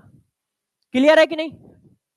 तो इसका मतलब HN और OHN की वैल्यू 10 की पावर -7 होती है, किस पर, इतने डिग्री सेंटीग्रेड पे। टेम्परेचर चेंज होगा तो इनकी वैल्यू भी चेंज होगी, और बढ़ेगी कि घटेगी वो KW से डिसाइड हो जाएगा। KW बढ़ा तो ये बढ़े, KW कम हुआ तो ये कम हुए। तो बच्चों ने कहा ठीक है सर, इस पर कोई क्वेश्चन बताओगे? हमने कहा बिल्कुल बताएंगे। तो देखो, मैंने आपसे कहा KW,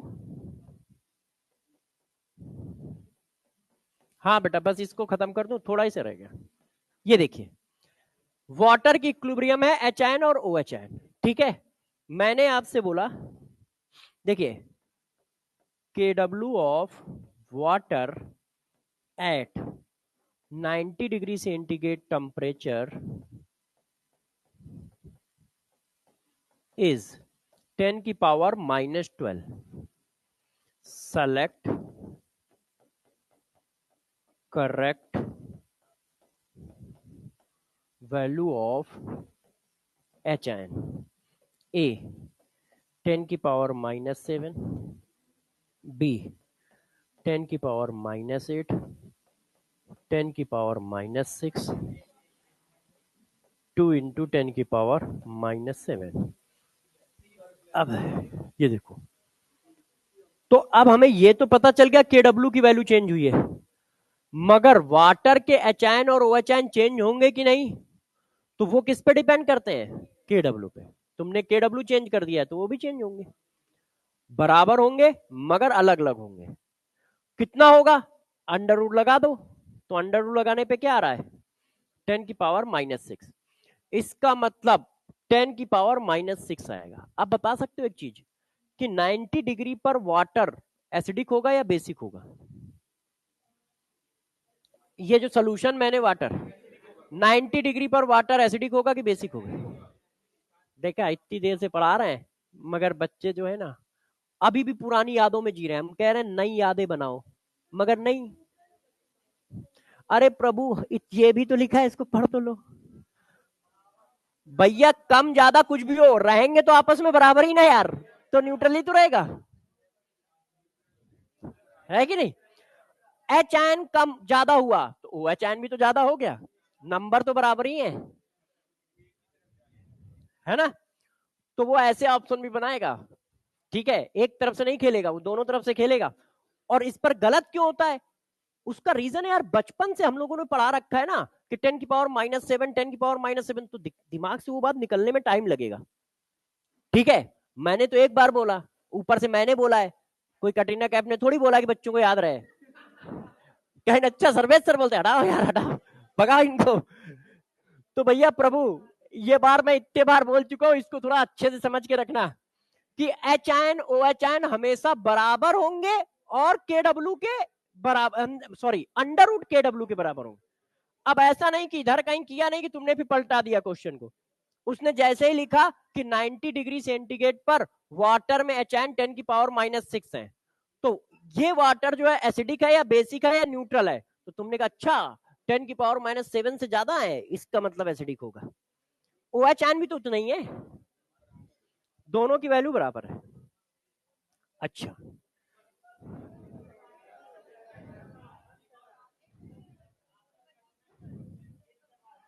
चलो एक कर लेते हैं, फिर घर चलते हैं, एक करके घर चलते हैं।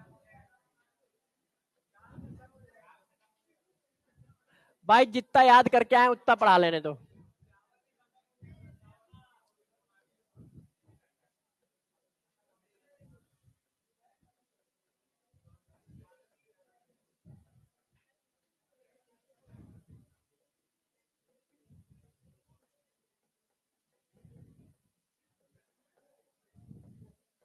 कोई भी बच्चा घर में जाके एक भी क्वेश्चन मत करना, क्योंकि अभी ऐसा कुछ नहीं पढ़ाया है कि तुम क्वेश्चन करो। क्वेश्चन करोगे तो फिर गड़बड़ होगा और कॉन्सेप्ट खराब हो जाएंगे। तो अभी कुछ करना नहीं, केमिकल इक्विलिब्रियम लगाना। हाँ, कि तुम्हें लगे कि सर ने कुछ पढ़ा दिया है ना, पढ़ाता ही का हूं मैं।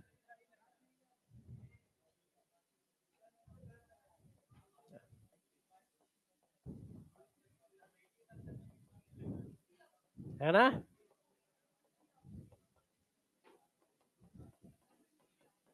बताओ भाई आंसर।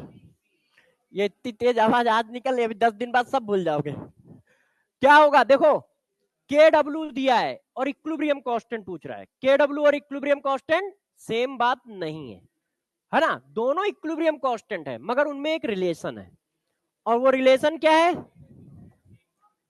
के डब्ल्यू इक्वल टू